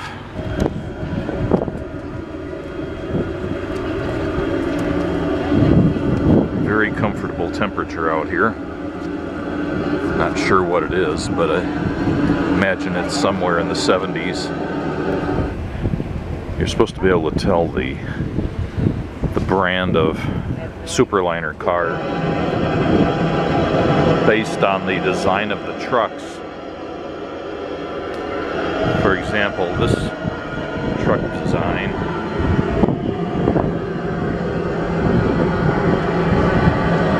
has this curvy piece that goes like that, and the coil spring arrangement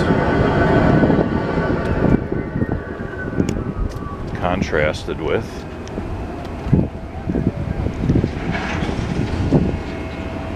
this design. It looks very different. I don't remember which one is better. One of them is supposed to be considerably smoother riding and better for maintenance and so on, but UNSF 4356. so we're highballing it out of Shelby at 11:30. And a BNSF 7922. Okay, good at that time. I'll get all these applied to your train sheet, and what can I do for you there? Well, once AMTRAK gets out of our way, I'd like to get some authority main 1 Shelby East, Shelby Center. Use the manual crossovers over to main 2 between Shelby East and Shelby Center and get a signal down to the Great Falls subdivision. Over. I got quite a few trains there right now. Parking at the 7890 clears you. He's right behind the AMTRAK there, Shelby Center. 7890 will get you talked across him. 7890, okay? Great. Oh, I'm too late. There was a beautiful dust devil going across this field, and then it collapsed just before I got my camera up and turned on. Going along at 80 miles an hour along Highway 2 east of Shelby.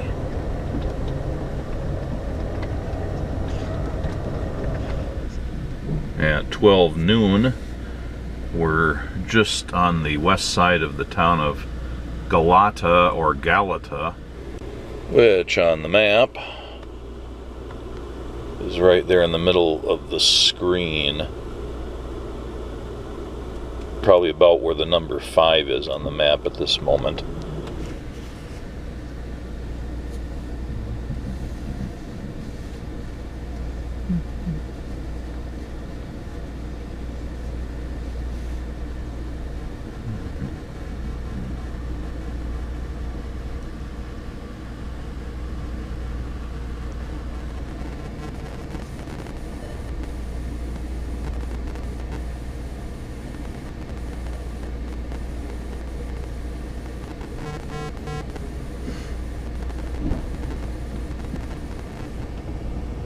That roof doesn't look so good.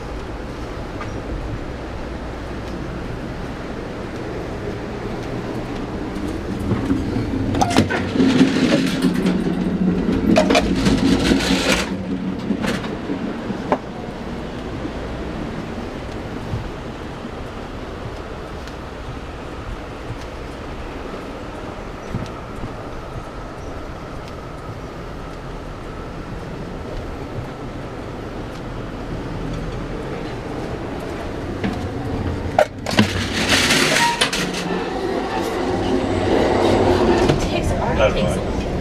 all my attention with Oh, yeah. Girls back.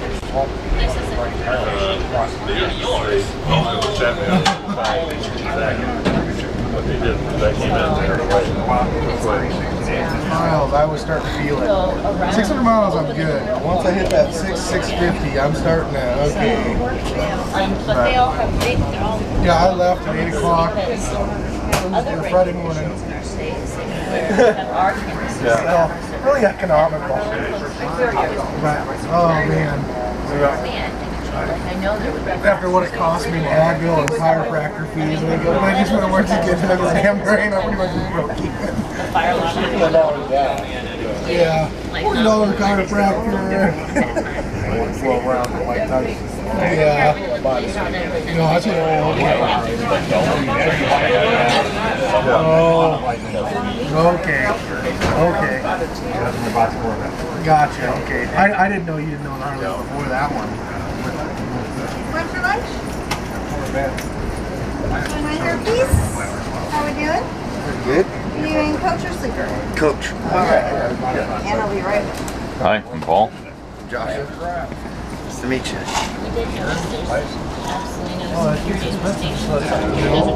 So of course people think it's a lake monster. There's places they don't know how to eat.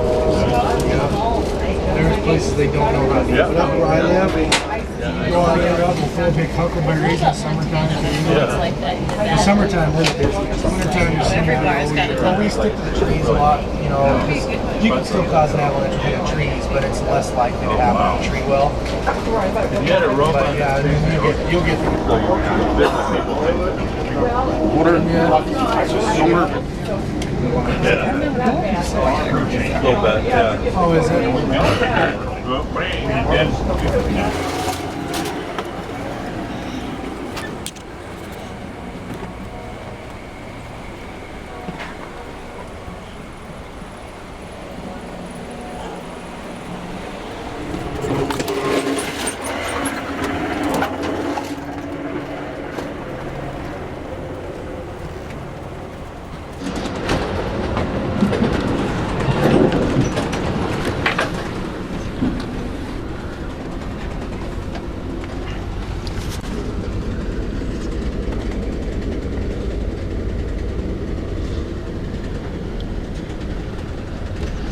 So it's 12:44 and just finished lunch.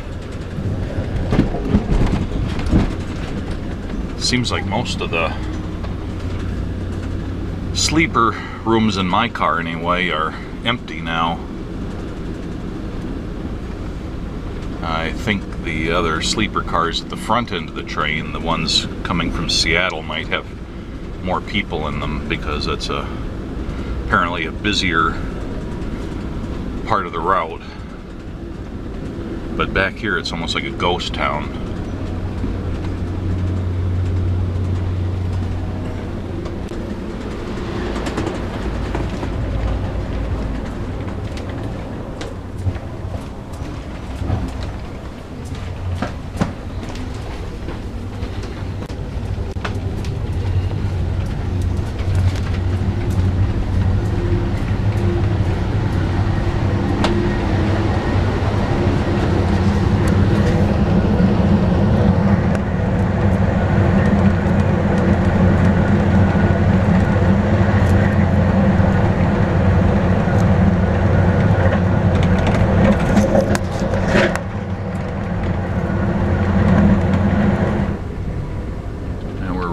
Sneaking up on the town of Guildford,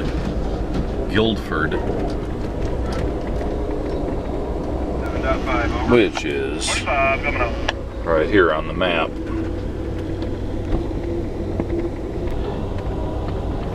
There's a just below those clouds out in the distance appears to be a range of decent sized hills. Okay, so this is Guildford here.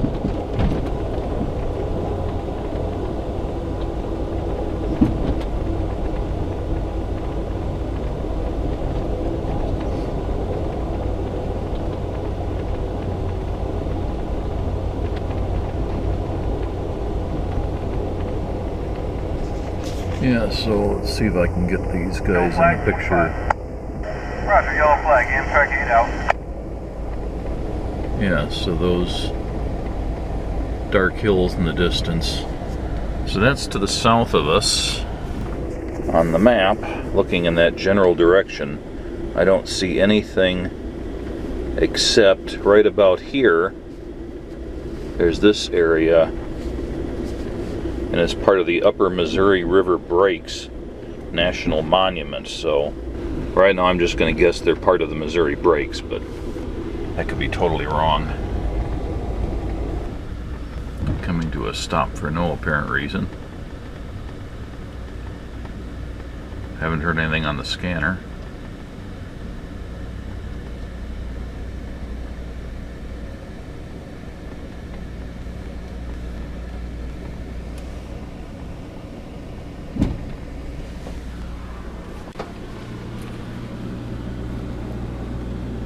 There is water flooded up on either side, but we're up enough higher up enough around it.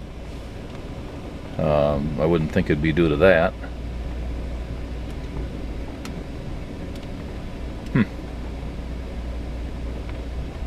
This is the town of Kremlin. An odd name to have out in the middle of northern Montana.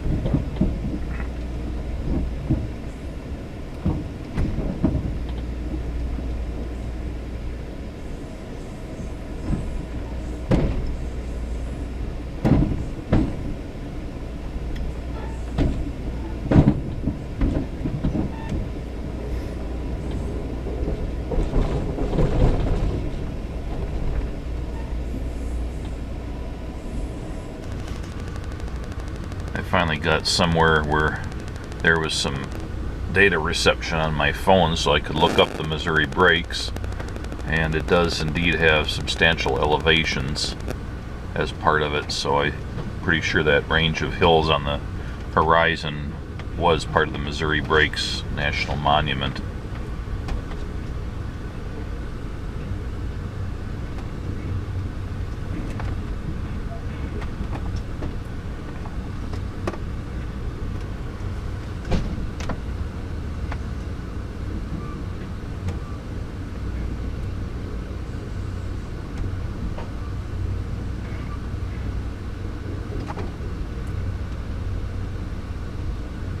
Up to Havre West, all red, coming to the stop. Roger,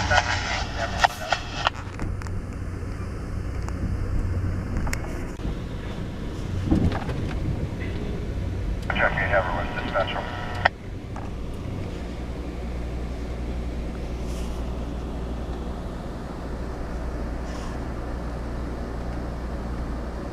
Just on the outskirts of Havre. At 1:40 in the afternoon, Havre, Montana.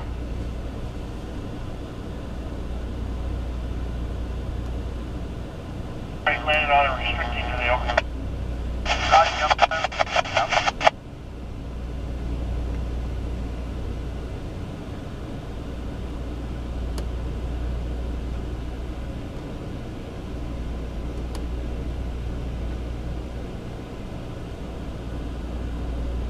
Havre Center West, is that correct?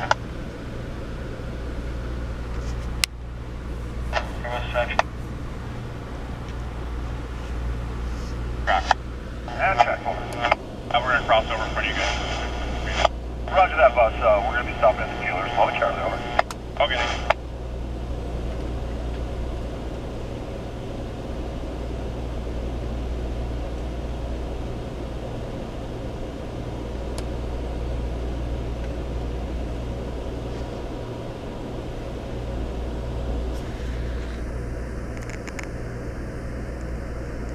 Okay, I'll go a little more.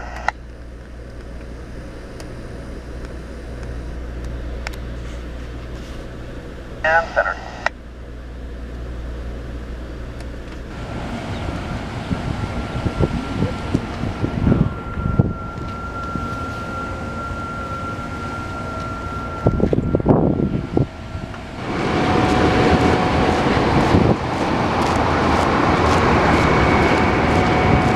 Several Border Patrol officials strolling around the platform here.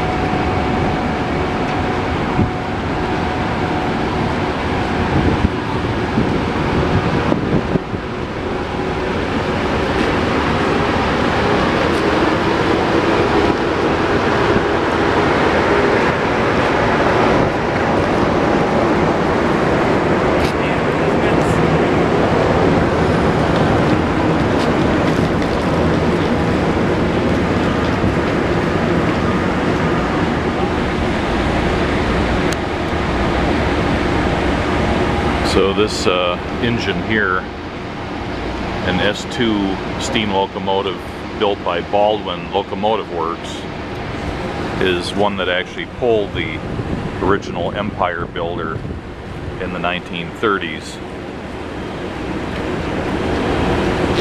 This is the last of the 14 engines that were bought for that purpose. The Baldwin Works described this model as the finest, most powerful steam passenger locomotive ever built up to this time. After the Empire builder was streamlined and diesel powered in 1947, these engines were converted to freight service.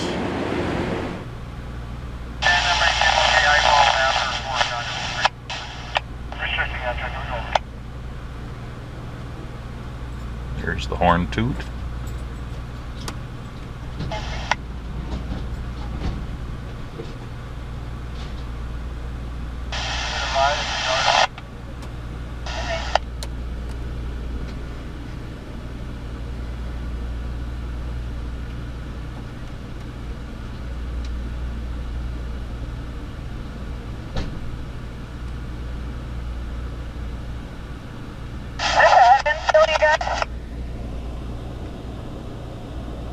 Yeah, that's what,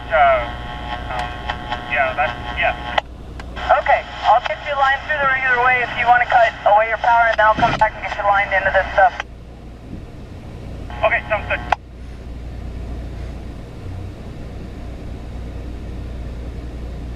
Havre yard over.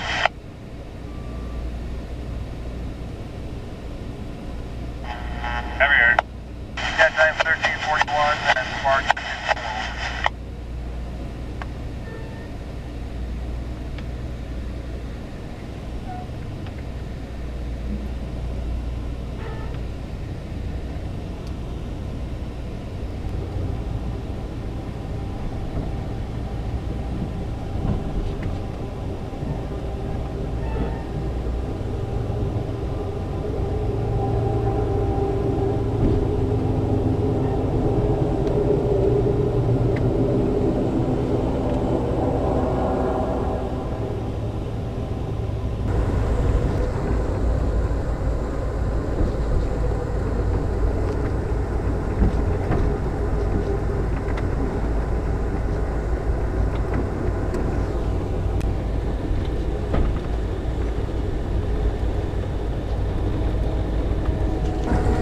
Colin Foreman Jr. Mix in charge of track bulletin for me, 2754, over.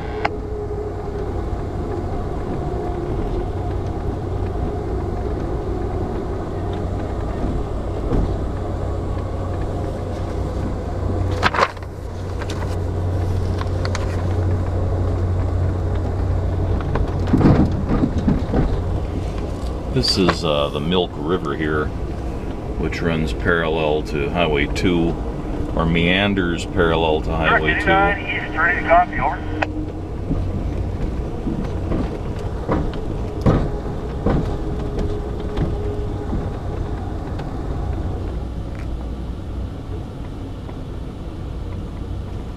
Copy that. Foreman Jr. Mix using track bulletin for me, 2754, on the Milk River subdivision to the AMTRAK 89 West.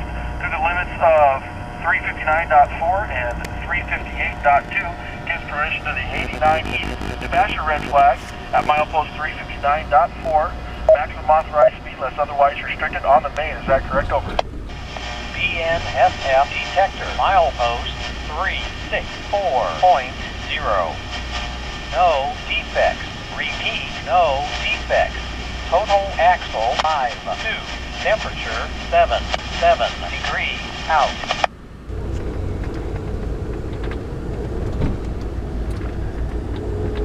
Regarding the black crud that gets on the insides of the windows on the trains, a commenter on one of my previous videos where I was showing how much crud I was getting off the windows with an alcohol wipe, one of the commenters said that this isn't just normal dirt, this is actually soot from the diesel exhaust of the locomotives being brought in through the fresh air intakes in the cars, and not being adequately filtered deposits itself on everything basically, but the place you notice it most is on the windows. I suppose that could be true, although I would have thought that they would have had filters that would have collected that stuff before it gets into the ventilation system, but the guy might be right.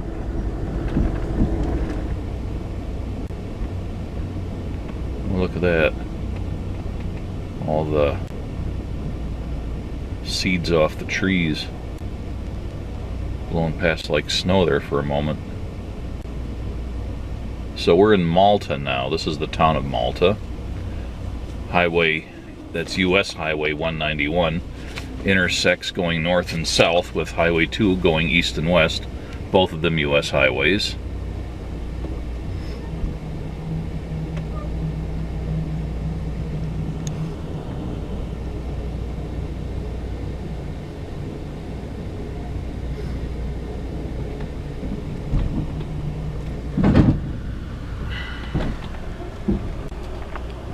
Malta is right there.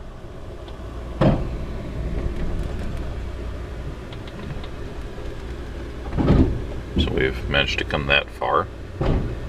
Still quite a ways of Montana to go though. We've only gone maybe 2/3 the width today, and it's 3:15 in the afternoon.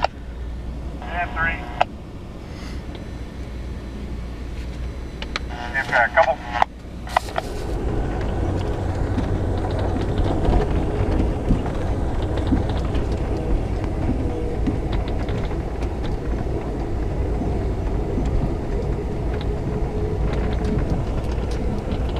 We're definitely building up to some storm action there. There's rain falling over there, quite a bit falling over there, it looks like.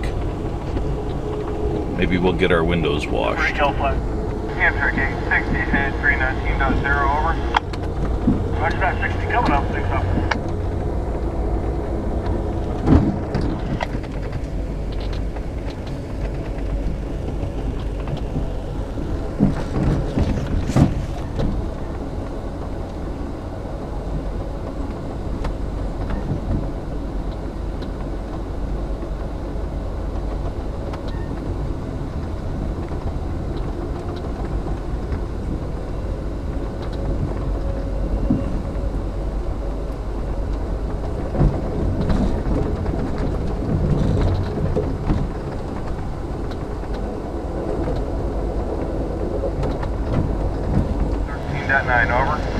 It's about 3:40 in the afternoon, and we're just west of the town of Saco, S-A-C-O.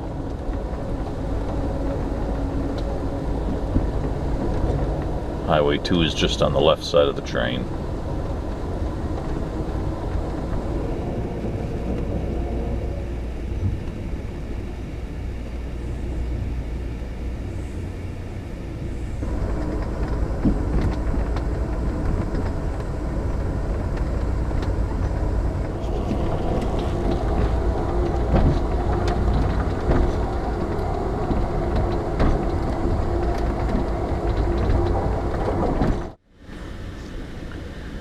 And at 4 o'clock in the afternoon, we pass through the busy burg of Hinsdale, Montana.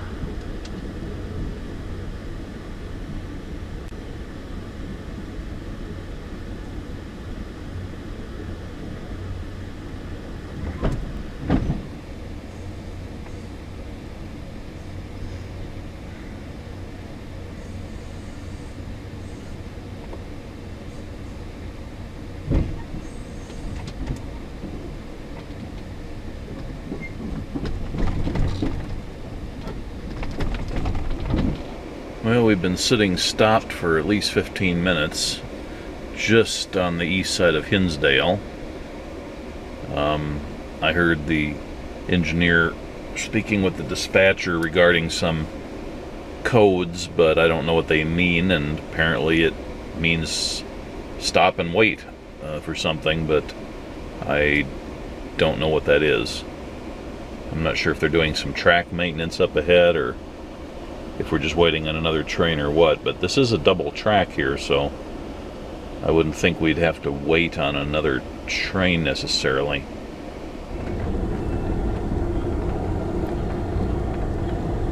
This is just outside Vandalia, Montana.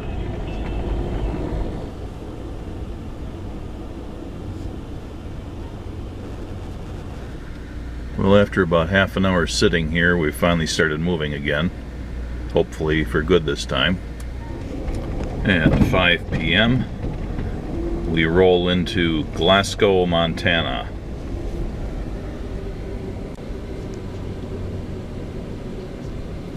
Where State Highway 24 intersects US Highway 2. Right there. AMTRAK 3. AMTRAK 2. AMTRAK 1 to go.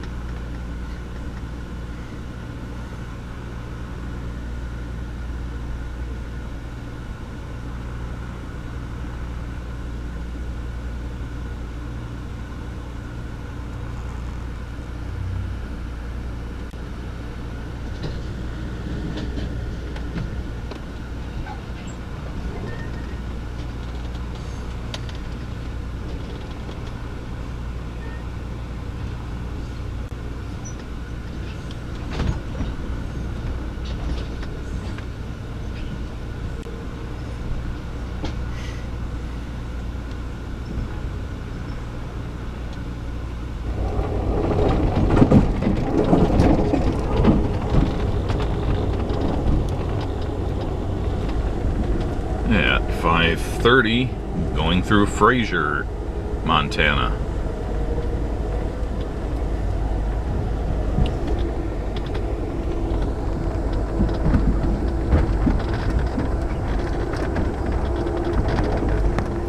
At 5:50 in the afternoon, we pull into Wolf Point, Montana, which is where State Highway 13 intersects with US Highway 2, more or less. It's actually slightly to the left of that intersection. AMTRAK 3. Right there. AMTRAK 2. So maybe an hour or so from the North Dakota border yet. AMTRAK 1. That'll do, we can get her stopped.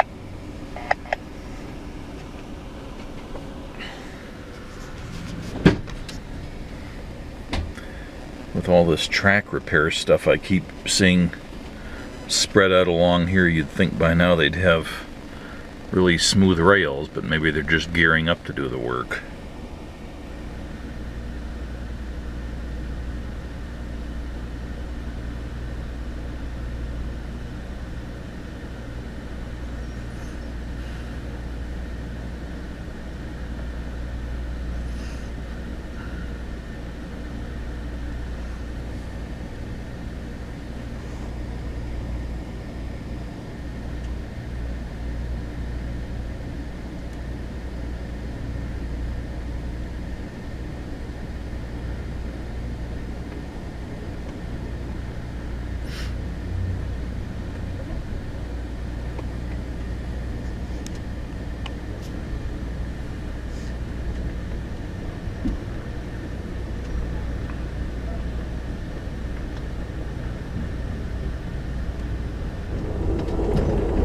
Well, it's 7:23.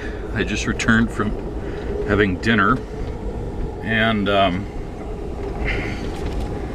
we're following the Missouri River here. And according to the old GPS, we're really close to the North Dakota border.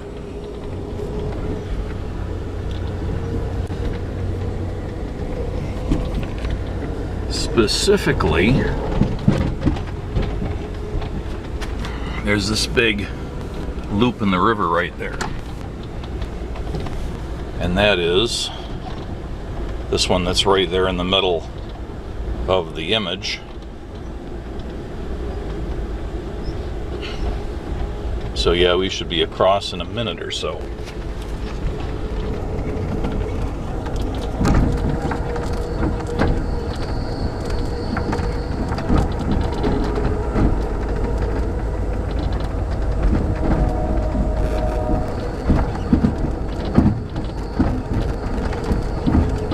Welcome to North Dakota. We just crossed the state line. And that is I think that's Fort Buford there, or a reconstruction thereof.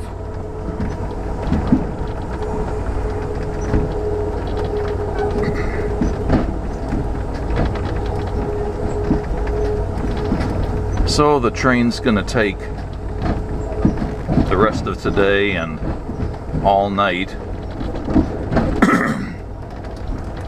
and part of the morning, or the early morning, to get across North Dakota and Minnesota.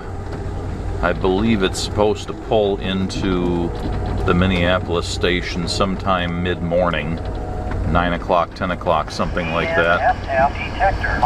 So we're not going to see much of North Dakota before it gets dark. I suppose we have another hour or so before it's fairly dark out here.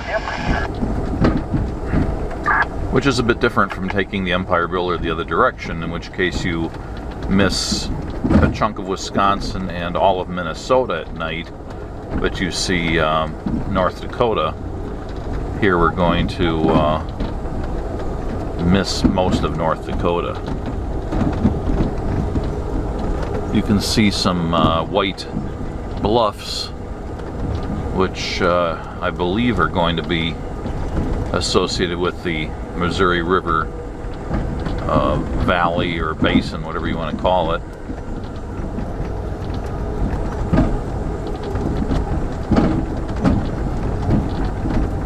Because that's exactly where it is, off to the right.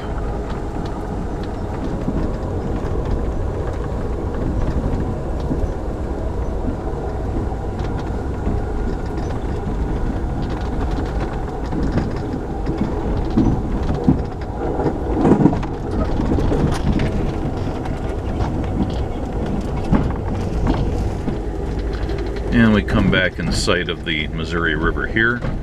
This bend brings it close to the tracks.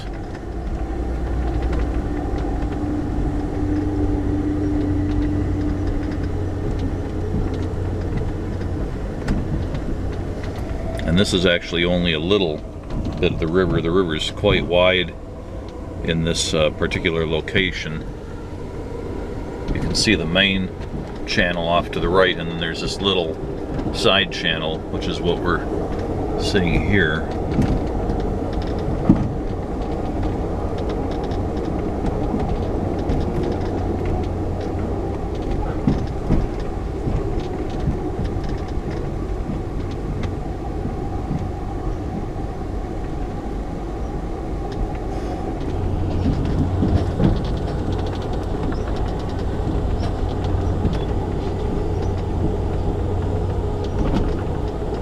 I believe this is a flooded area that does not normally have water here.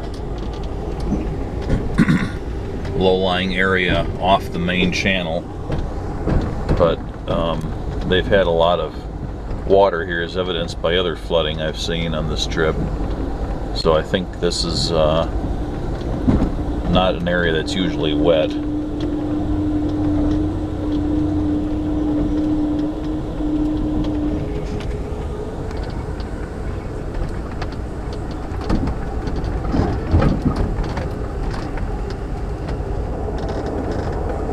This bridge we're coming up to here, you can see that the water is higher than it normally would be under a bridge of that sort.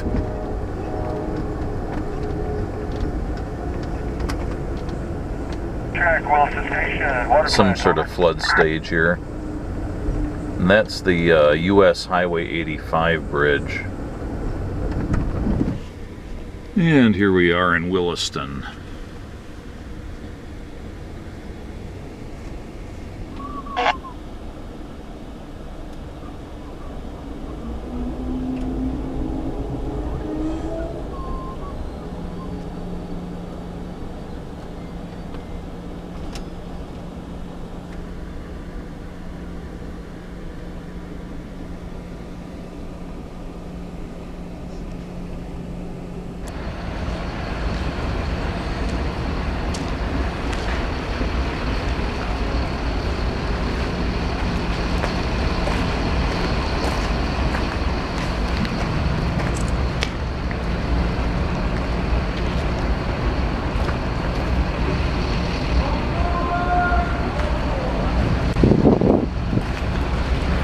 Short station stop here in Williston.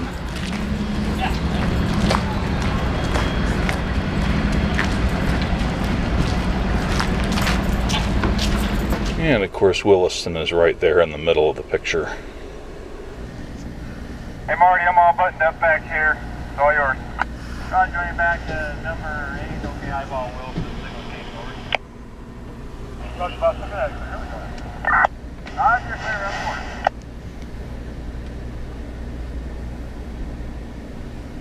Can't always hear the blast on the horn being at the opposite end of the train like this. Usually when I'm in sleeper coaches, I'm much closer to the front of the train and it's very apparent when they sound the horn. But way back here at the tail end of a long train, it's sometimes very faint.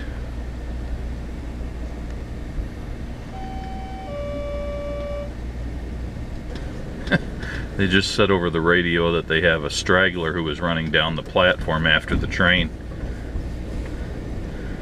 But my understanding is they don't tolerate that.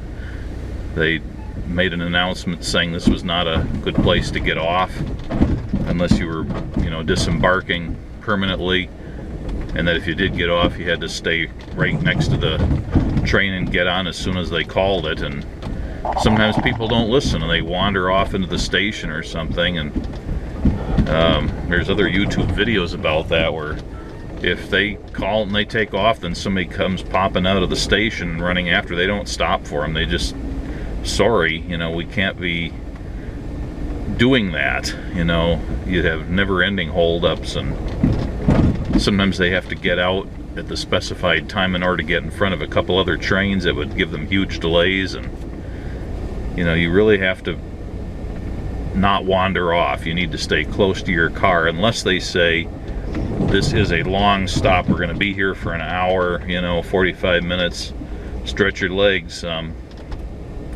Otherwise, you know, you disembark the train and wander off at your own peril.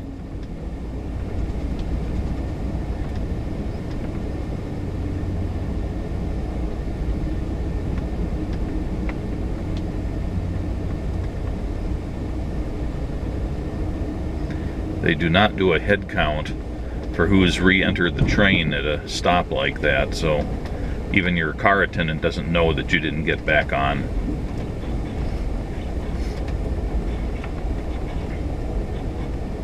We have some roach over. Roger, that's roach out.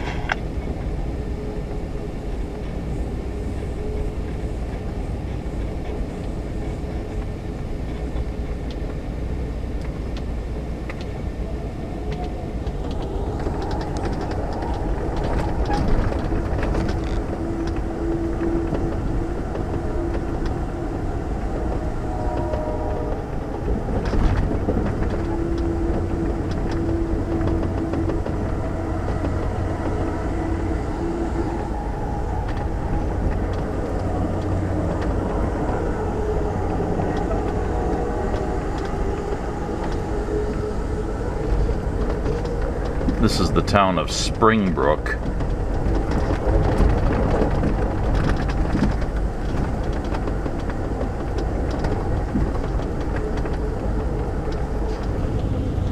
At about 8:20, we're just north of the town of Ray, North Dakota.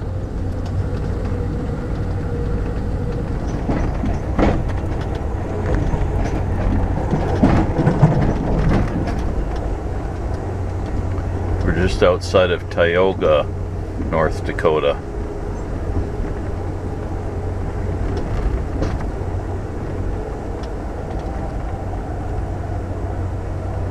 Which is where State Highway 40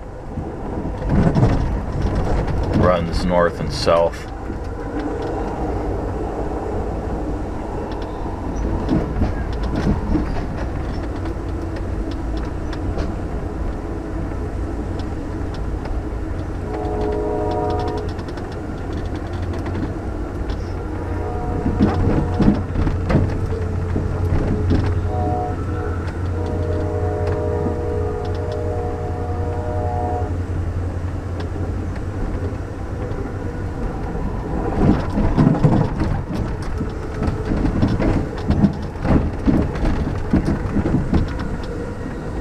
At about 8:30, we've just passed through the tiny little burg of White Earth, North Dakota.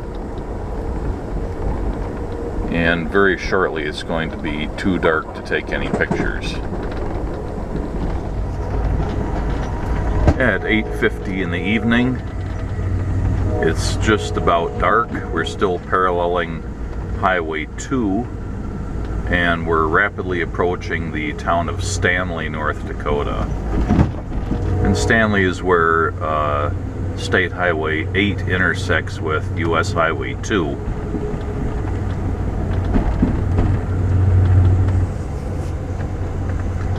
Okay, here we are in Stanley.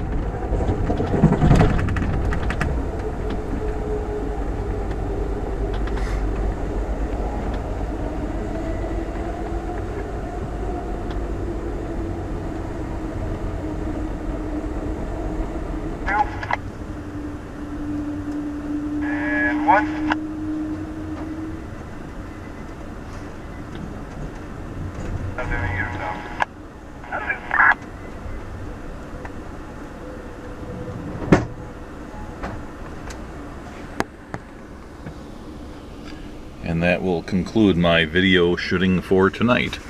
We've still got day 3 of the trip, which is going to be pretty much the whole day. So we'll resume in the morning.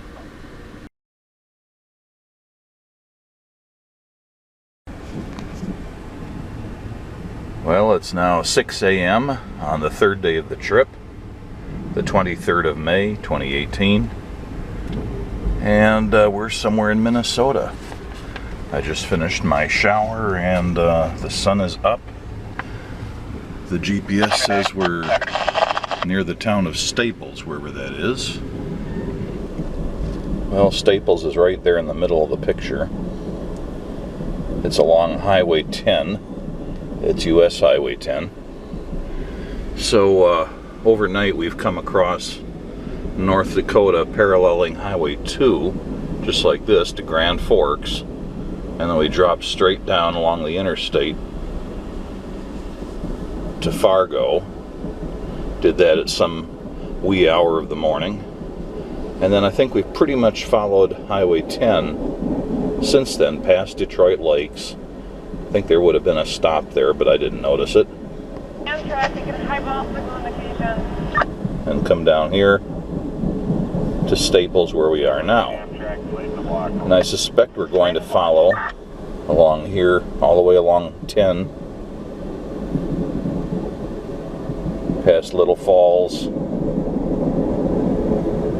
and on into our major station stop of Minneapolis, and then down along the Mississippi, and then across Wisconsin, and back to Chicago. Now this is of some interest to me, because even though I've taken the Empire Builder before, and I know we've gone along this route, it's always been late at night, And when I was a little kid and we used to go visiting my grandparents, my maternal grandparents,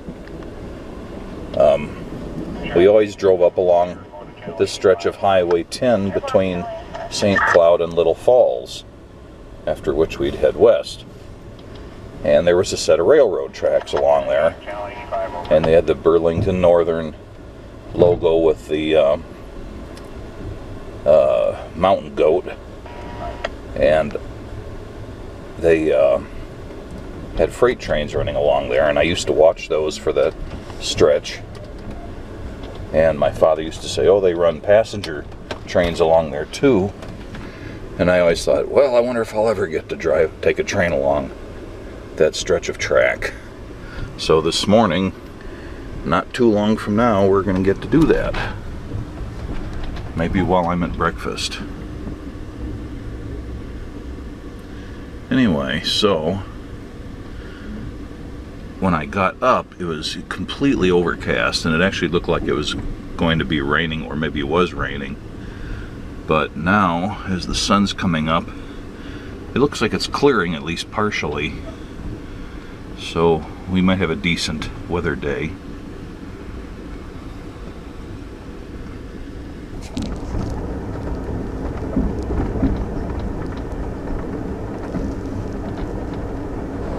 We're paralleling US Highway 10 just north of the town of Cushing, Minnesota.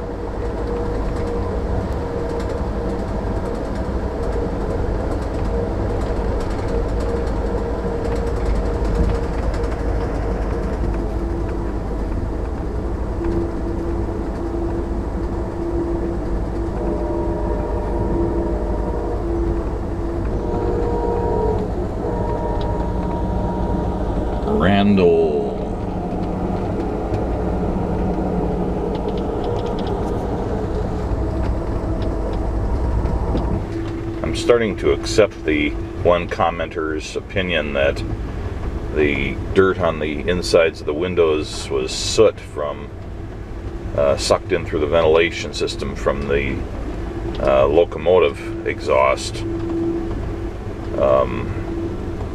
I've started wiping the insides of the windows with Kleenex, and every day I get this in places where I didn't the day before. You know, I would clean it, then it would get to the point where subsequent cleaning would reveal a clean Kleenex, and then the next day I'd get this just from a quick wipe. So I think maybe there is a rapidly accumulating layer of soot that's forming on these windows, and that may be the major culprit for the dirt on the inside.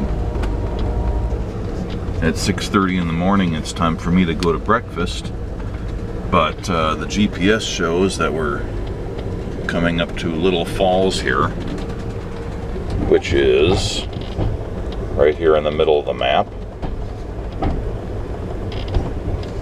And this is where Highway 10 becomes even more northwest or north-south down towards St. Cloud and a bit further. What room are you in? We're upstairs. Room 2. And you're in the 8:30 car.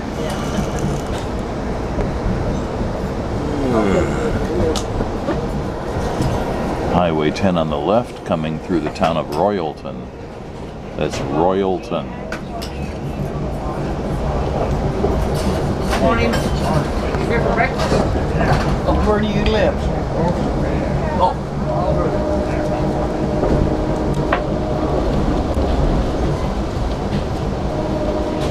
Where do you live? Well, to help the homeless, Seattle just passed. This is the town of Rice, Minnesota. To hire a person, you have to pay the state $275 per person. Microsoft just left Seattle. They're not building there no more. They're pulled out. All those jobs are going to take care of the homeless because we're in St. Cloud, Minnesota at 7 o'clock. This is passing through St. Cloud, Minnesota.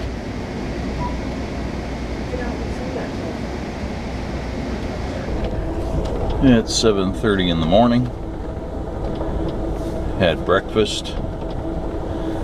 Some of those videos preceding this, which are probably out of focus and blurry, going through a couple of towns like Royalton and Rice and Little Falls along Highway 10. Those are just there because when I was a little kid, we used to drive up along that highway, and I used to while away the hours looking at the adjacent railroad tracks and all the big Burlington Northern freight trains that were running along the tracks. And my dad would be telling me that they also ran passenger trains along there sometimes that went all the way to the Pacific Ocean. And I had this romantic notion in my head about what that must be like. And even though I've taken the Empire Builder before and knew that it went along those tracks, it was always at night. And so I decided this time I was going to try to take a video of what it looked like going the other way from the tracks back at the same highway. Kind of silly, but it was one of those things that's been nagging me my whole life. And of course I had a dirty window and I was looking into the sun, and the camera didn't want to focus, but I still tried. We're just now going through the town of Big Lake, which is just northeast of Monticello. There's Big Lake right in the middle of the picture. So we're just outside of the Twin Cities outer reaches. Elk River, Minnesota.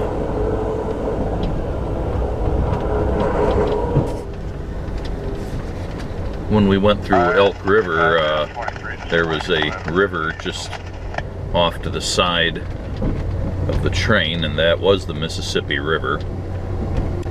It's easy to forget, and I've done so a couple of times, that the Mississippi, although it flows between Minnesota and Wisconsin, once it gets up close to the Twin Cities, Minneapolis and St. Paul, it's the St. Croix River that continues up between the two states, and the Mississippi branches off and runs through central Minnesota, through towns such as Minneapolis and St. Cloud and Little Falls, at which point it's obviously a much smaller river.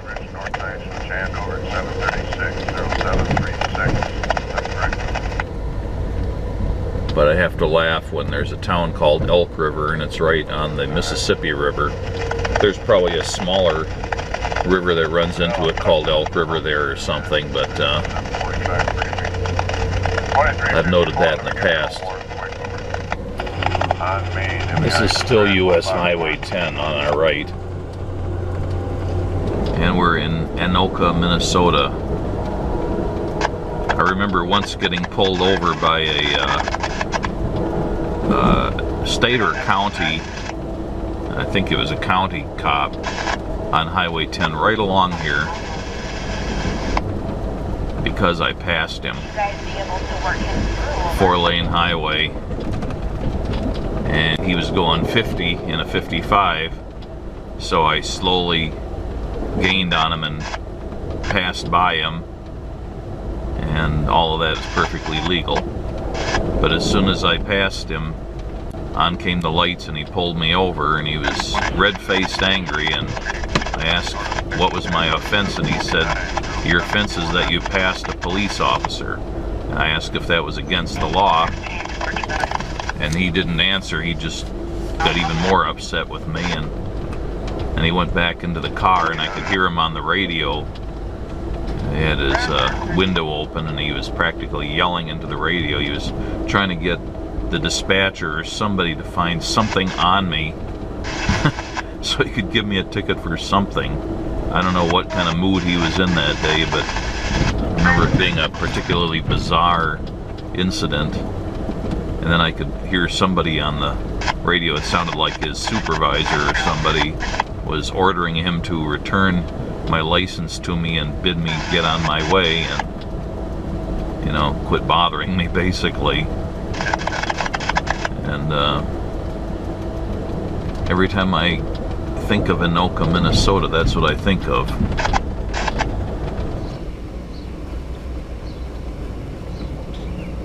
And at 8 in the morning, we're passing through Fridley, Minnesota, which is just on the north side of Minneapolis. Call back in 10 minutes. This is the portal dispatcher. Minnesota's radios are being reset. It's going to take about 10 minutes for her to get to you guys. Over. We are in Minneapolis now. Block from the board. I need you to call me when they're clear. Don't forget them.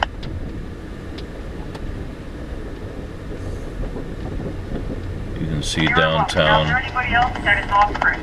Minneapolis off on the right.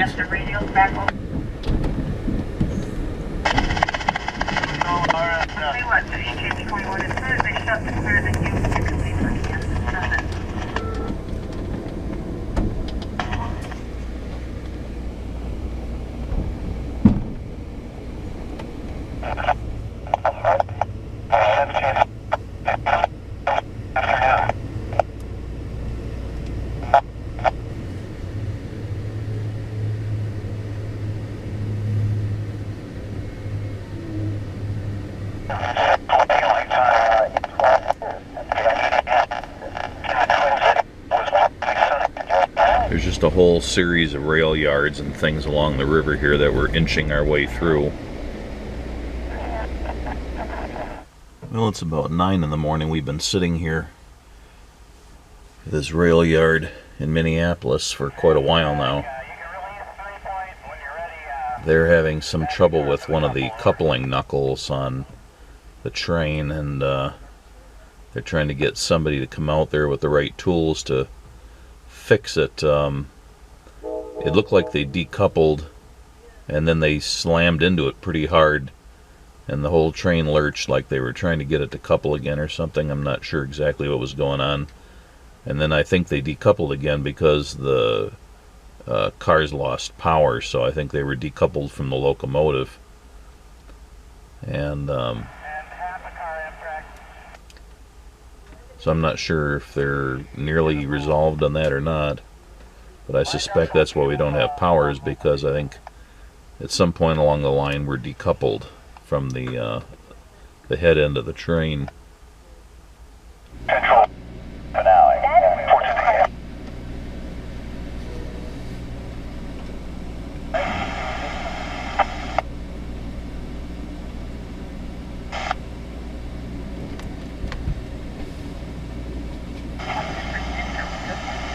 And we're rolling again at 9:52. Heavy rainfall. Starting that up to 30. 30 now. Okay, 15 or so.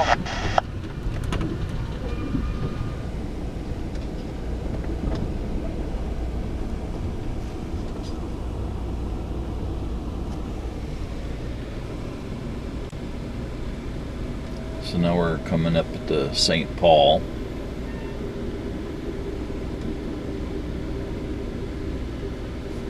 I'm not sure, maybe that's where the station actually is. I was thinking it was in Minneapolis proper, but maybe it's in St. Paul. It's now 10:05 a.m.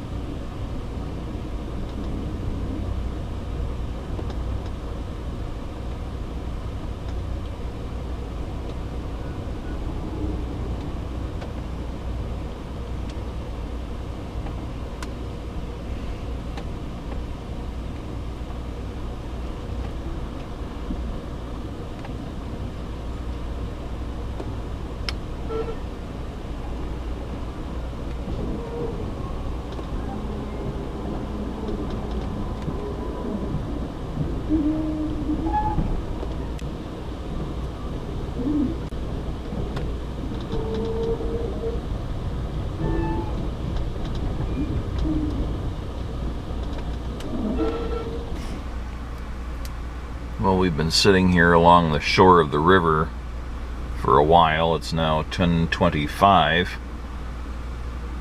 Not able to pull into the station for some reason. Paul, we apologize for the delay. We will be underway shortly. Just waiting for a little bit of traffic. We should be underway momentarily. So I didn't realize that we were actually at the station here. I thought we were outside the station, but we were here.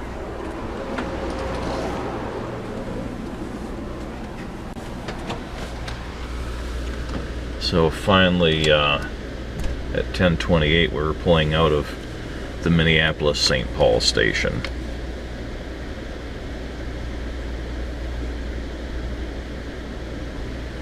I get to pull up. It's Miss Williams. She has an infant with her, but the receipt and everything looks good here. I'm getting just the child who's with her, Renaya Kilpatrick, over.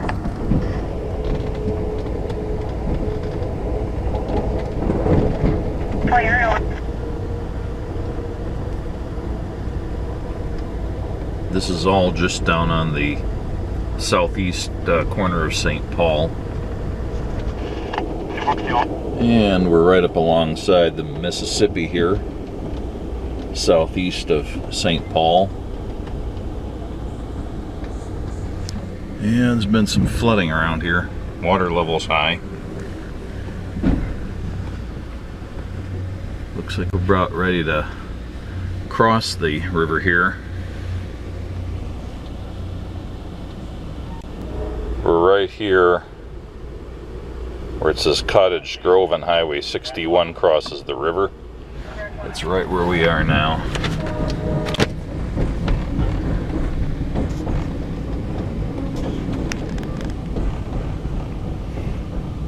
You can see this area was very recently underwater.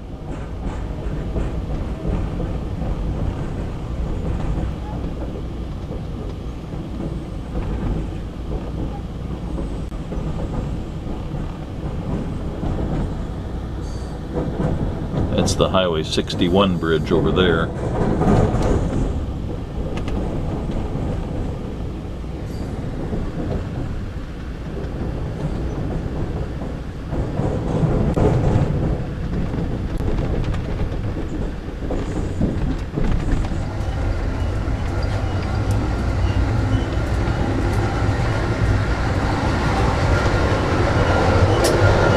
Previously, unbeknownst to me, but knownst now, there is now a car following us. I just heard the conductor referring to that. They picked up a private car, which is along for the ride.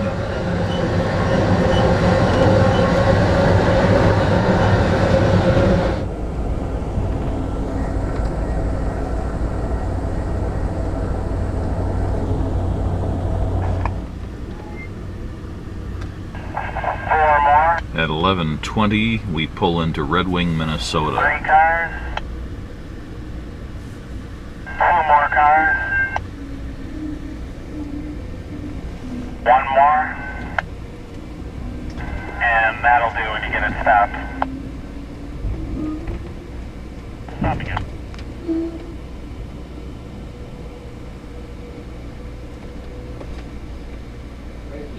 Purple and AMTRAK. Eyeball the lid block. All the lid block for you all.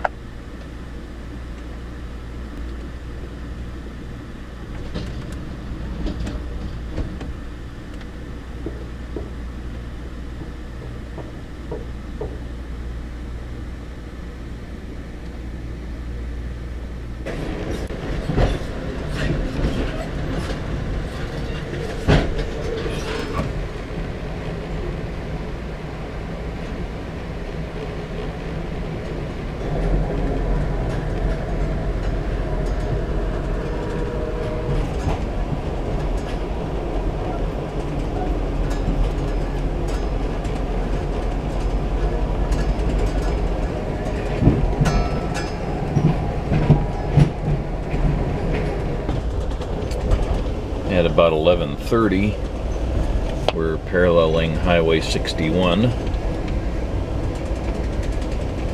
And pretty close to the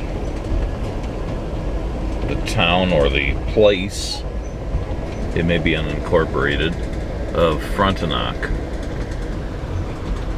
which is right here on the map. And we finally come back to the shore of the Mississippi.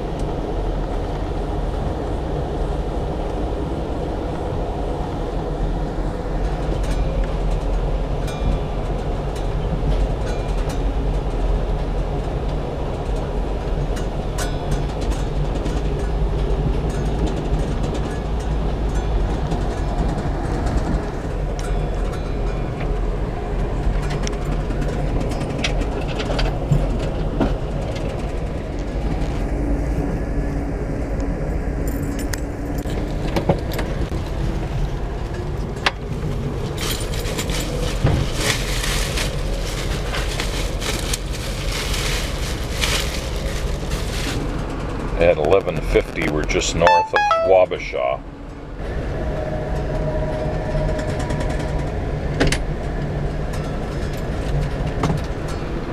It's 12 noon, and we're here in the McCarthy Lake State Wildlife Sanctuary or Preserve. We're just a ways off the river, so it's not in sight.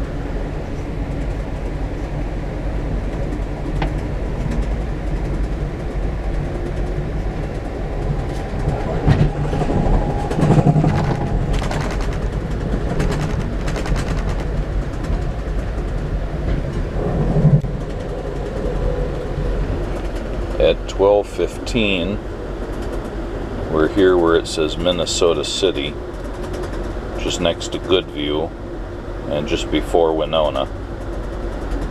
The river is just a little bit away from us at this point.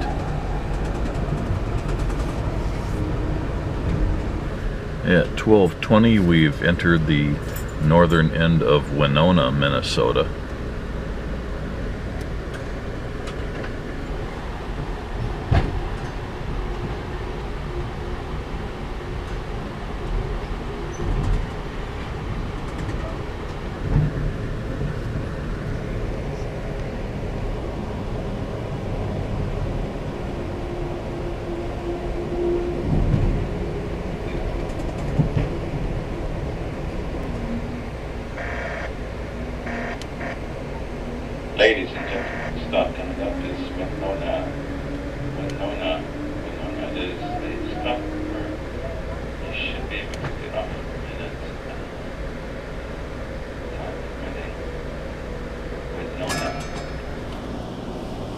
I've been up here many times for musical performances with a couple of different groups, and also when I travel up into Minnesota, this is the most common way I come these days if I'm driving.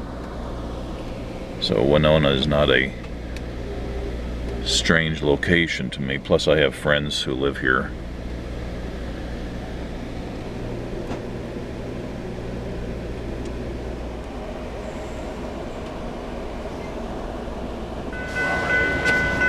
What the airport? No, the one at the station I called them. They said they closed at 7 o'clock.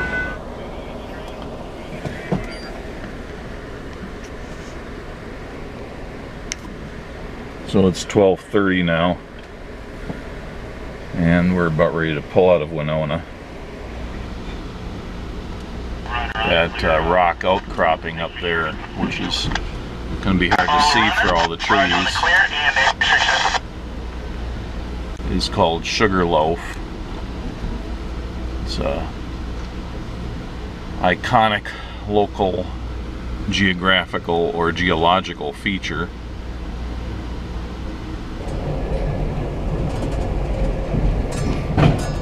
And we're back along the Mississippi south of Winona.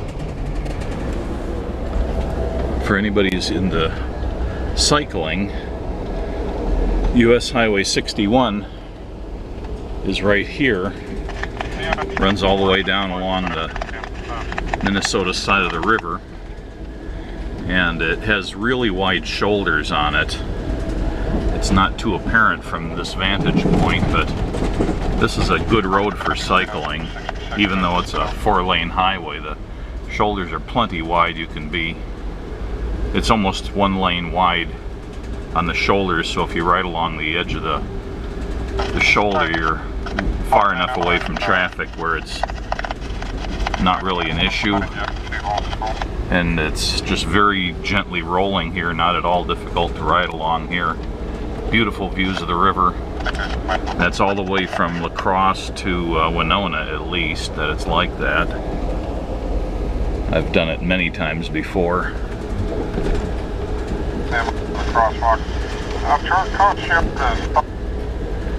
Actually, right from La Crosse, you can't get on the shoulder like that. You have to wait until I-90, which comes over at La Crosse. It runs up along the shoulder or the side of the river, and because of that, it's merged with 61 and you can't ride on the shoulder of the interstate. But there is a bike path which runs alongside that, and you can ride the bike path up past a couple of little towns, and then right where I-90 splits away from the river and goes up heading westwards, then at that point you can get onto the shoulder of 61. Anyway, it's a great bike ride along here, very scenic.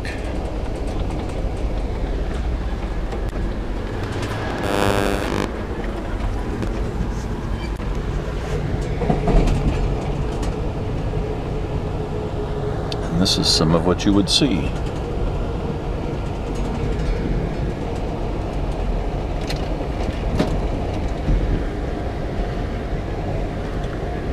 I'm deliberately delaying lunch here because with my luck they would stick me on the wrong side of the car to get good views of this. So I'm holding off until we get down closer to La Crosse, and hopefully they'll still be serving lunch.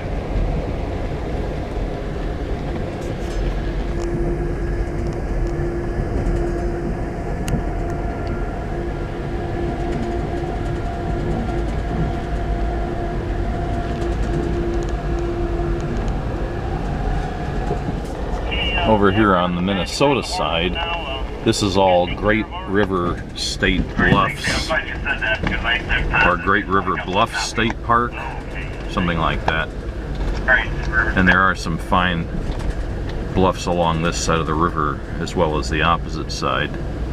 It's not so apparent when you're driving or riding along here. You can't really see them properly, but it is very scenic on this side as well. Back at the Winona station, the car attendant said he didn't think it was likely that we were going to get into Chicago before 7 o'clock, and maybe not even then. So that would be considerably late, since it's supposed to be in at around 3:30 or 3:45. So we're definitely running late.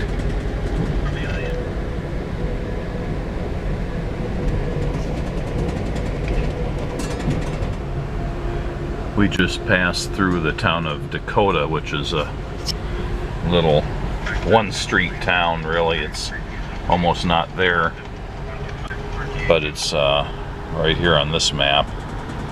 And that's the point where I-90 branches away from the highway and heads west, and that's the point where it's possible you can see the white road going alongside. That's the point where one can start navigating up the river by bicycle or whatever, since I was already talking about that.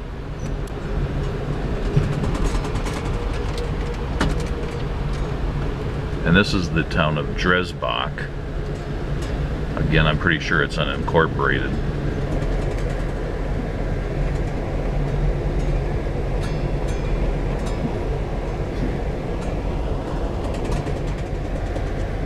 And here's another lock and dam, although it's not across the entire river, it's just across this one narrow branch of the river. The Mississippi here is very wide. You can see the bluffs in the distance at the far side of it. That's where the other side is, way off there in the distance. It just divides up into a bunch of narrower streams, and with these long islands in between it. Kind of looks like that. Coming up on La Crosse,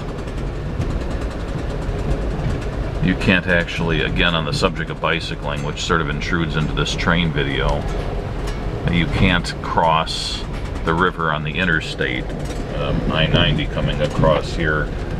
Instead you have to cross at La Crosse proper, which is just a bit south of here, and then you can ride up the shoulder of Highway 14, plus there's, I think it's got a, there may be a bike trail there, I can't remember now, it's been a few years since I did this, but certainly it's a rideable shoulder on the highway up until the point where you get to where the interstate comes across. Then there is definitely a proper bike trail next to the rail line and next to the highway. Well, it's 1 o'clock and we've stopped, or are just stopping here for no apparent reason, just a little bit north of the rail tracks across the river. Looking at the GPS, here's where I-90 crosses on its bridge, and just up here is where the road bridge crosses, not counting the interstate, and then right across here is where the rail bridge crosses. So we're right there at the end of it. Okay, we're rolling again. About ready to cross the Mississippi here.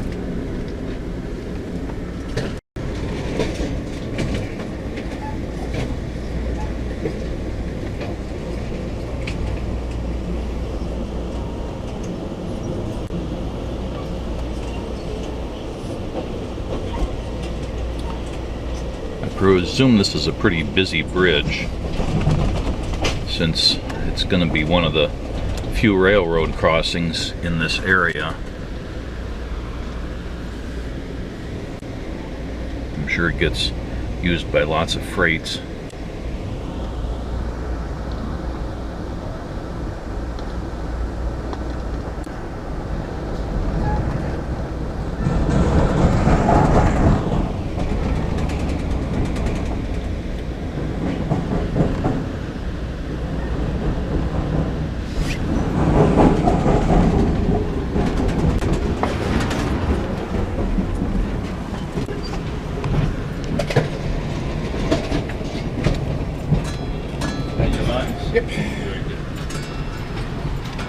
Hello. Did you have lunch? Not yet. You want to go and have lunch? You're going to miss your lunch period.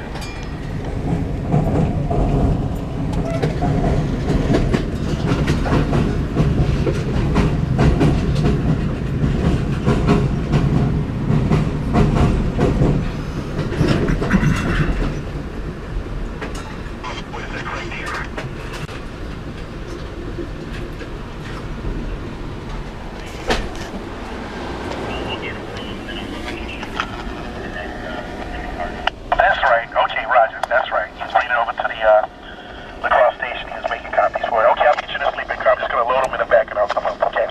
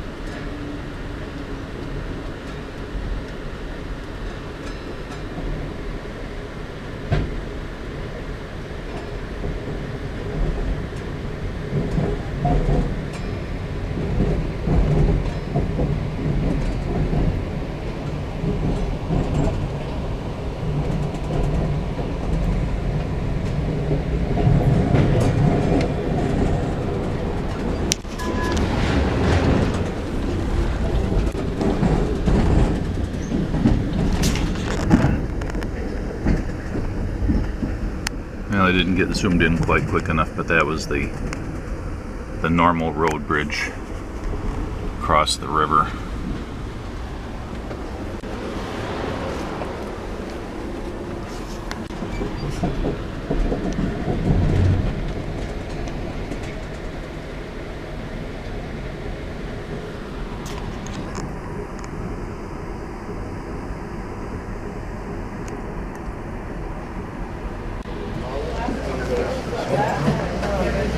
Everything is outside of Chicago is called downstate.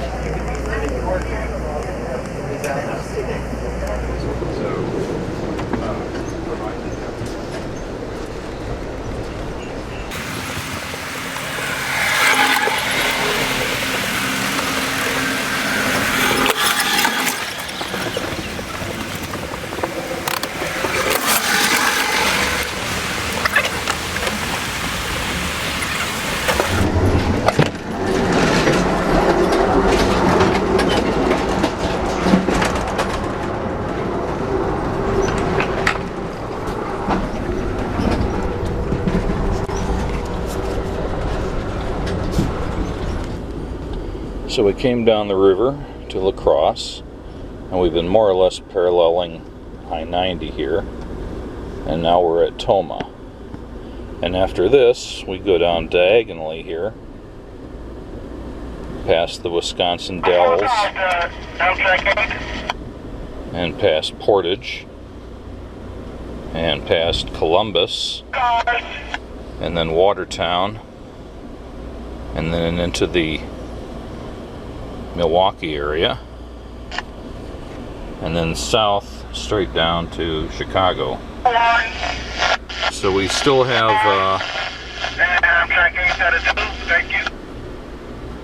I would imagine 2 to 3 hours yet before we get into Milwaukee. I wouldn't imagine we're going to get there much before 5 at this point, maybe later. At 2:30, we're pulling into the town of New Lisbon, Wisconsin, which can be found here along I-90 and I-94 right in the center of the screen there.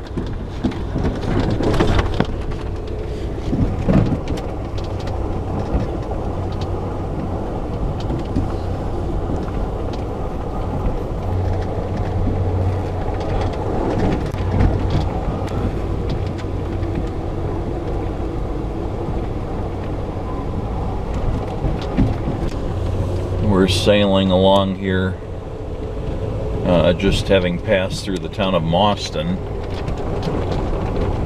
and there's a point here where the road should go under a bridge any second now, I think. Yeah, right here. I used to run bike rides out of Mauston, and we always left Mauston on that bridge right there. Many a time we'd ride over there and be watching the freight trains go underneath us.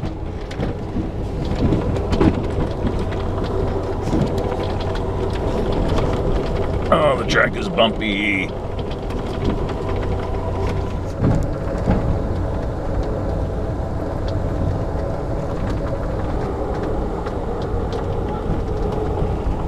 It's another road I know well.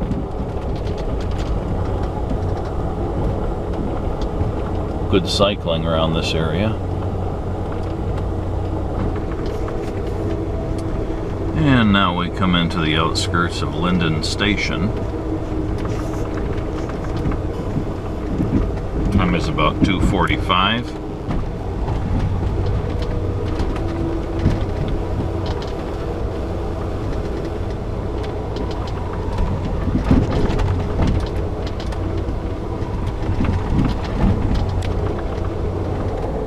I'm sure you've heard these words before, so I merely repeat what's been said before. You will never find a more wretched hive of scum and villainy. Do you think I am referring to Mos Eisley, perhaps? No, I had in mind something a little closer to the place we are now approaching.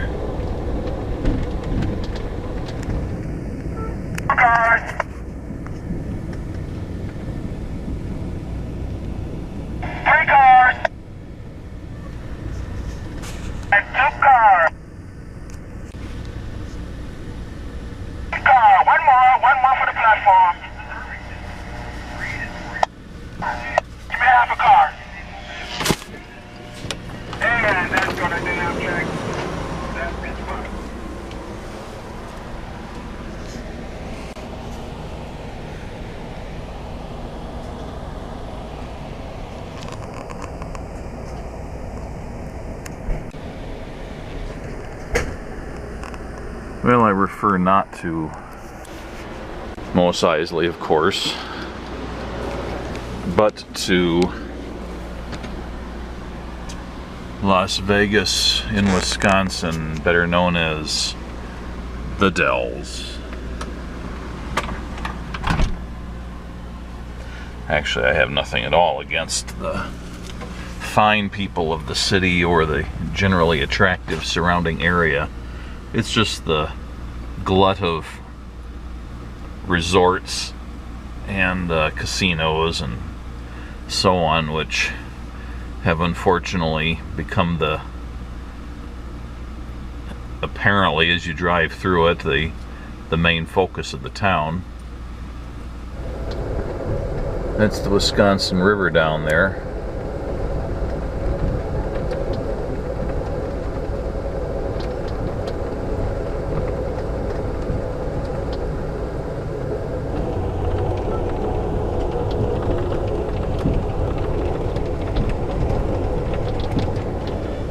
At 3:16 we pull into the town of Portage, right there in the middle of the screen.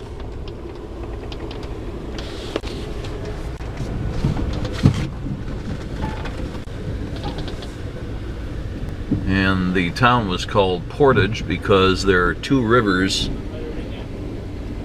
systems actually that come very close to each other. They're the Fox River on the north and and the Wisconsin River on the south. And that was a point where people using canoes and smaller trading craft on the rivers could portage them over from one river to another system. And of course a town built up around that. There's not much point in going over to the other side because I've learned by now that being at the tail end of this long train, you almost always have to walk forward to get off, especially in these smaller stations.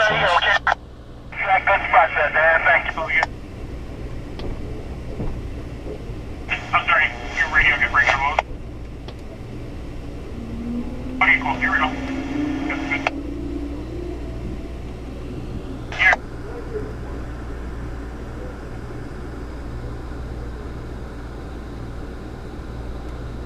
Okay, no, that's fine, we're good for now. Thank you. That's over the switch at YMQ left over. Okay, yeah, I'm ready to copy. He said I need to call you.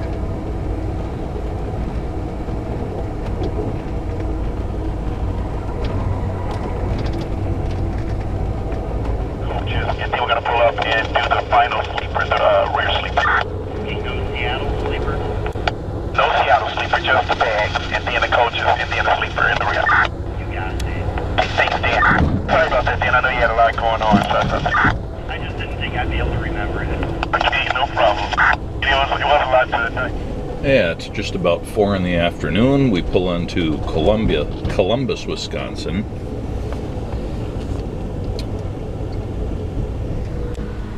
Which on the map here, if I can get rid of the stroboscopic lighting,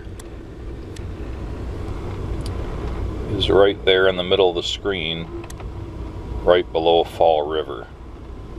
So the train has been coming down more or less along Highway 16, and now it's going to jump down diagonally to Watertown, continue to follow 16, more or less all the way into downtown Milwaukee.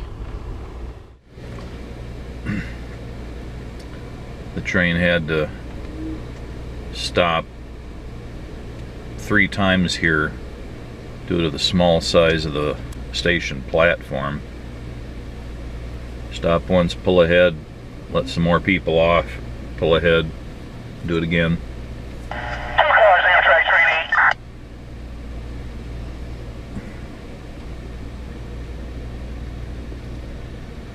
And 1 car, Train 8.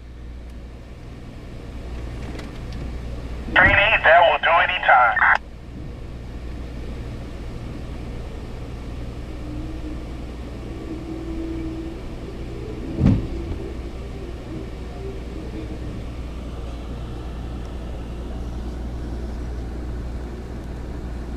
Meanwhile, we're holding up the local traffic.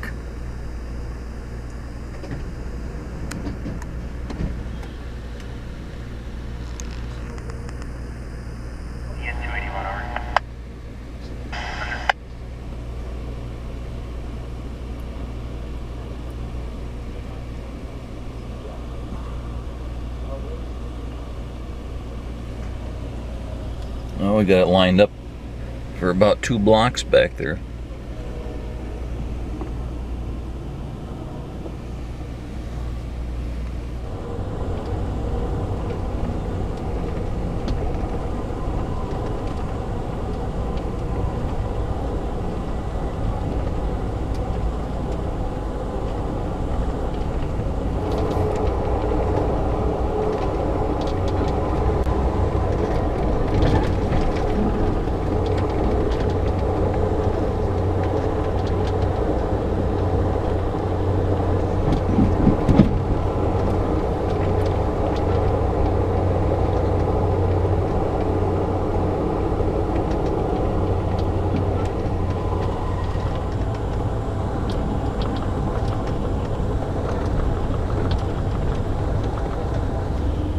And at 4:20 in the afternoon, we're in Watertown, Wisconsin.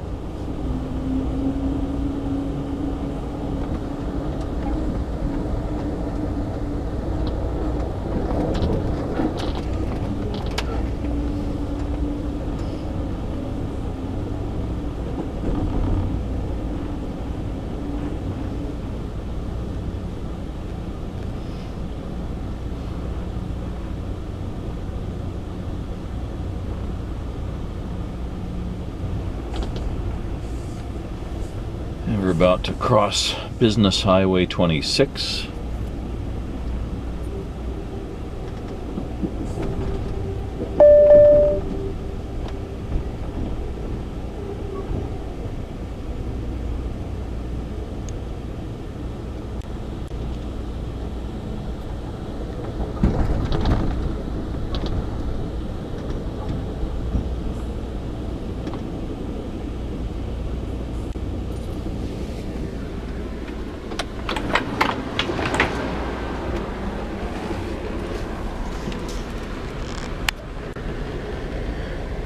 River.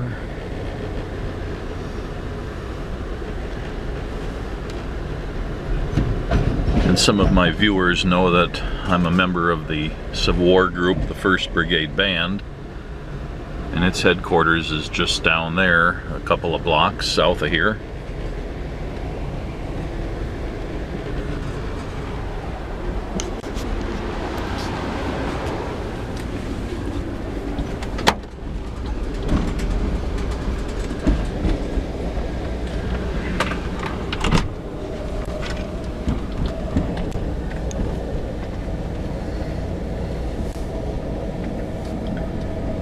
And I commute up to this area once or twice a week.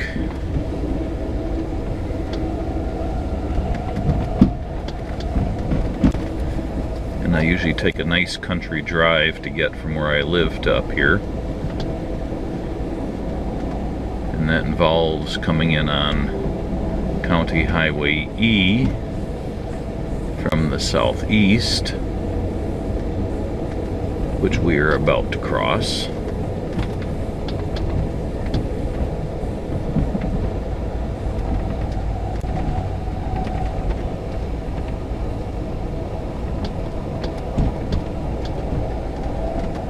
Right here.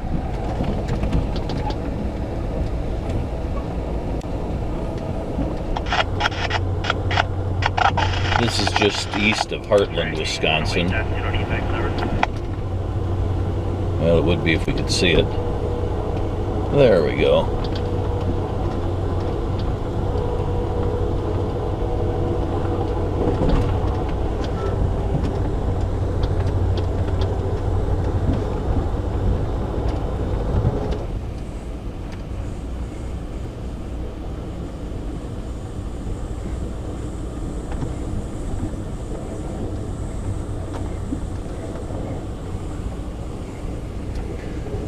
So now we're in the outer Milwaukee area.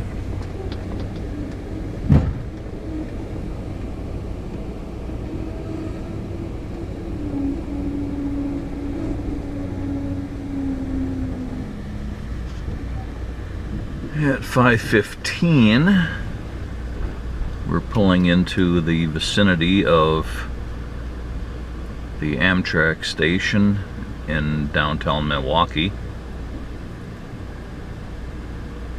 Right under the big spaghetti bowl of interstates coming in.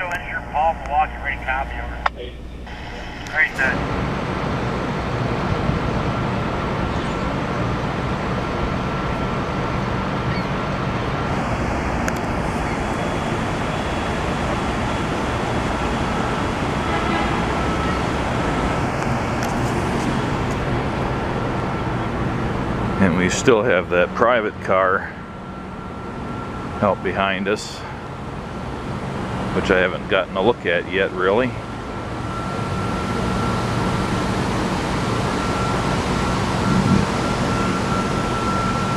And AMTRAK, huh?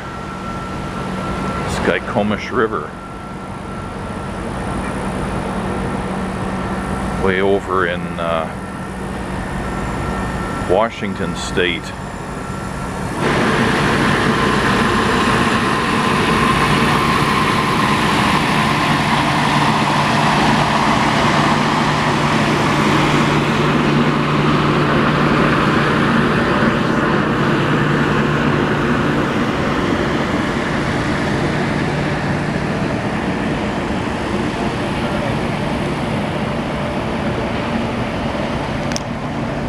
And at 5:20, we're pulling out of the station.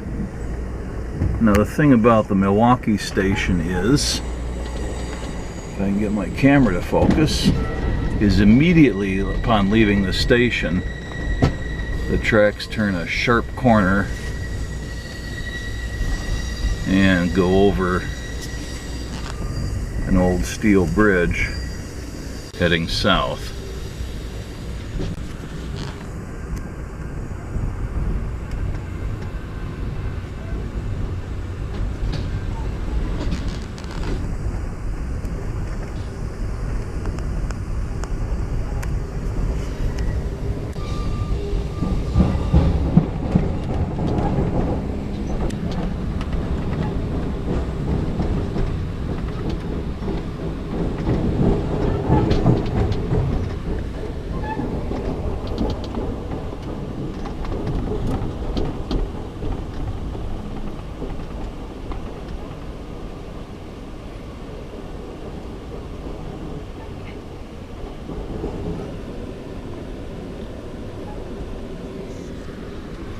Bridge center at KK, over.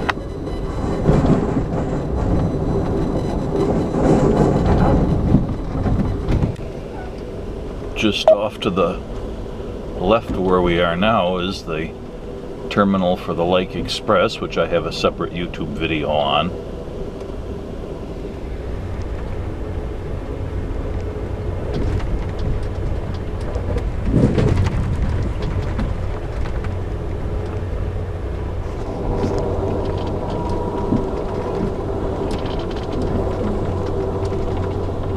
Train is approaching the Illinois border at 5:55 in the afternoon. And keep in mind this train was supposed to arrive at 3:45 and then delayed to 4:45, so it's more than 2 hours late past the original schedule. There's the Illinois border showing up as a dotted line. Train usually goes about 80 miles an hour through here, and today is no exception. There are no stops really for quite a ways between Milwaukee and Glenview, Illinois.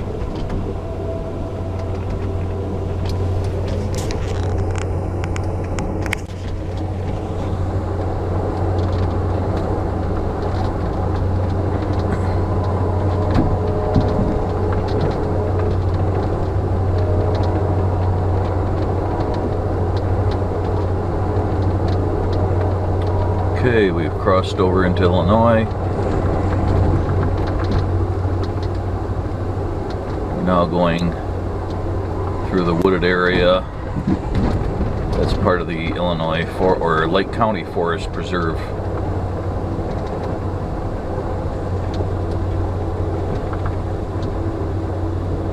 Unfortunately, the sun is coming right in through this window, so I can't get very good video.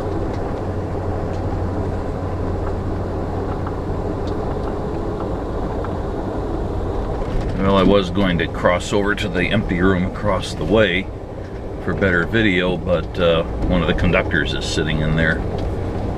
So I'm stuck here. We're looking at the flooding due to the Des Plaines River. About ready to cross Highway 41 here. Right there. This is Grand Avenue in Gurnee, Illinois.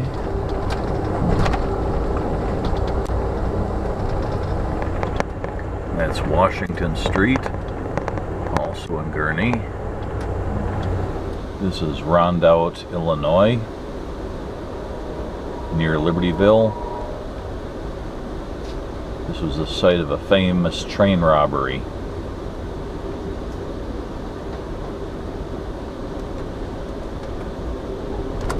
Now it's the site of a scrapyard.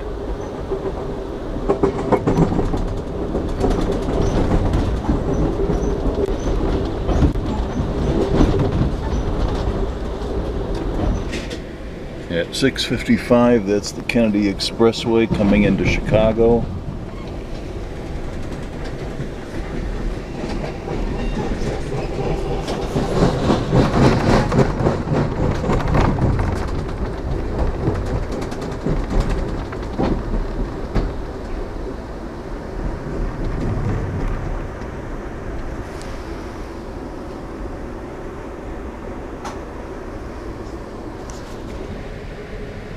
By this time we're past the suburbs and we're into the actual city of Chicago. It's almost 7 o'clock.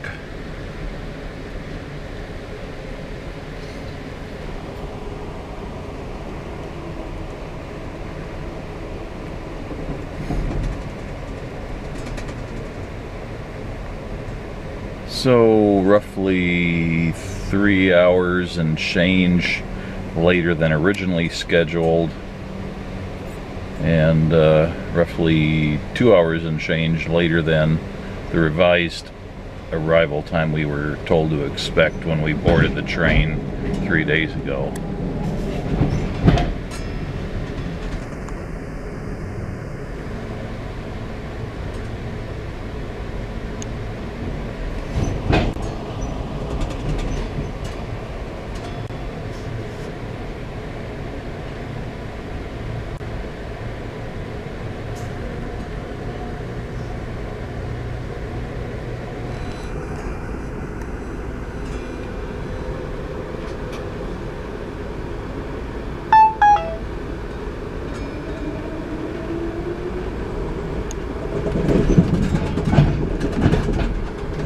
And of course, Union Station is right down next to the Sears Tower that's in the middle of the picture, which is technically the Willis Tower now, but not that many people call it that. So that's where we're aiming. And this is the first time I've taken an AMTRAK train into Chicago. I've always left on trains and then flown back or taken some other means to get back home. So this is my first time returning to the city on an AMTRAK train. Of course, this is the same route that the commuter trains I've often taken come in, so I'm not unfamiliar with the route. It's just not used to coming into it this way.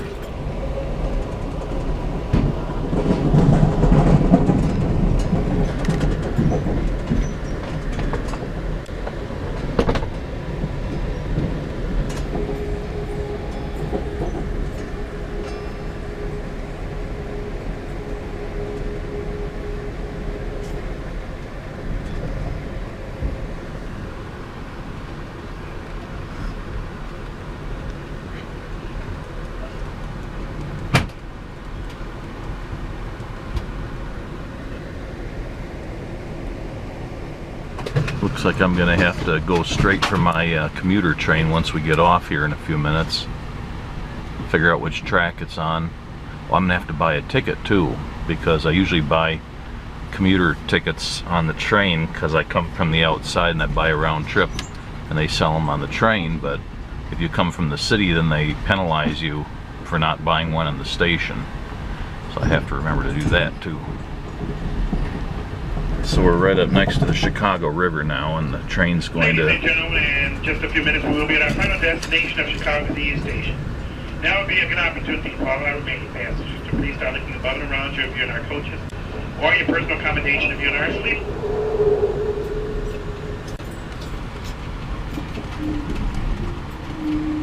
The tracks are going to curve sharply here. Then you may proceed to the city of your car and downstairs for D training. Local time in Chicago right now is 7:11. 7:11 in Chicago, that's Central Time. All trains departing Chicago will be departing on local time. Again, as early as I walk through the train quote, if I told you you misconnected for your train, please go directly to passenger services. Once you get inside the station, again, personnel position inside the station to direct you to passenger services. That's for anyone who misconnected for trains, whether or not they have alternative transportation for you, you're going on another train tonight, or you're going to be staying at a hotel. Please visit passenger services if you missed your train here in Chicago.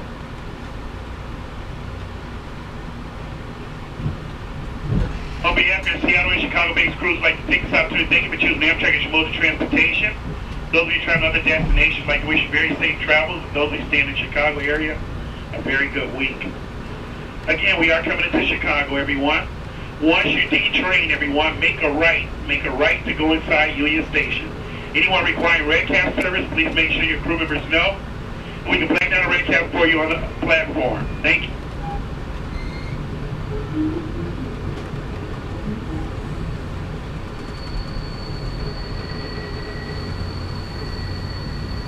Here's our sharp bend going from eastbound to southbound, and the river's just on the other side there, just a little bit beyond that wall.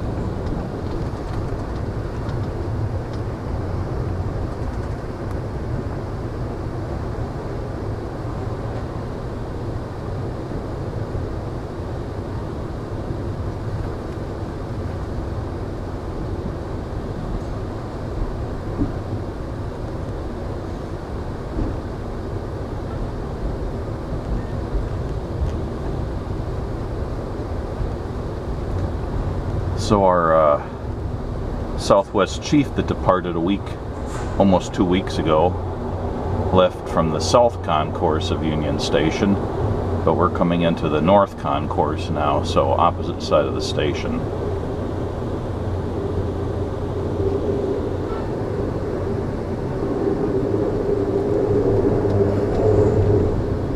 And as usual, it's dark. Oh, no it isn't, we're bypassing.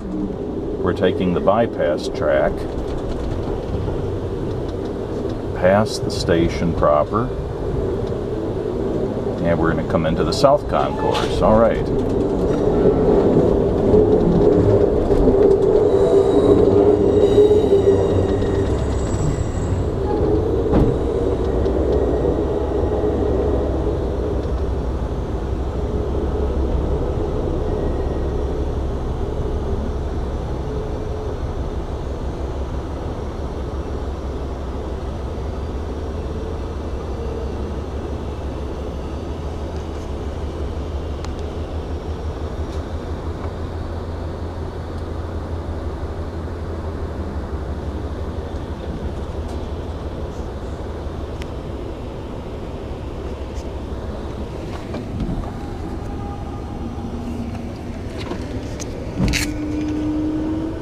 So here we are at 7:16 p.m. and we have arrived.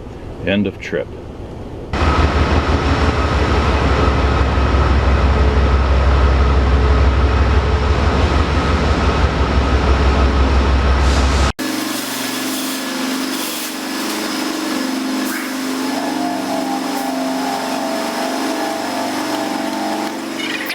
And ticket in hand.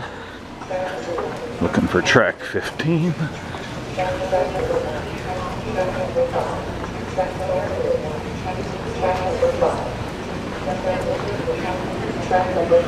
train will arrive on track 10 at approximately departure time.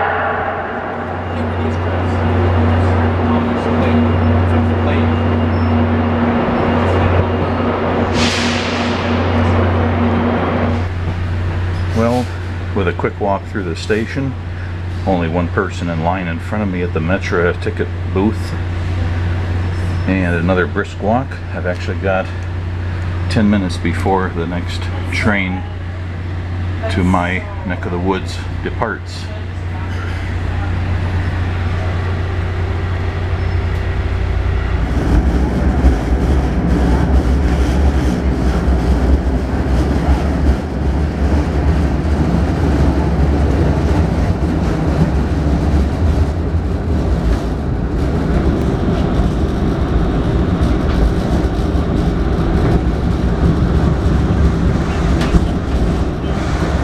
Yes, I'd like to order a cab. I'm sorry, say again? I don't know the actual street address. It's the Metro train station in Grays Lake.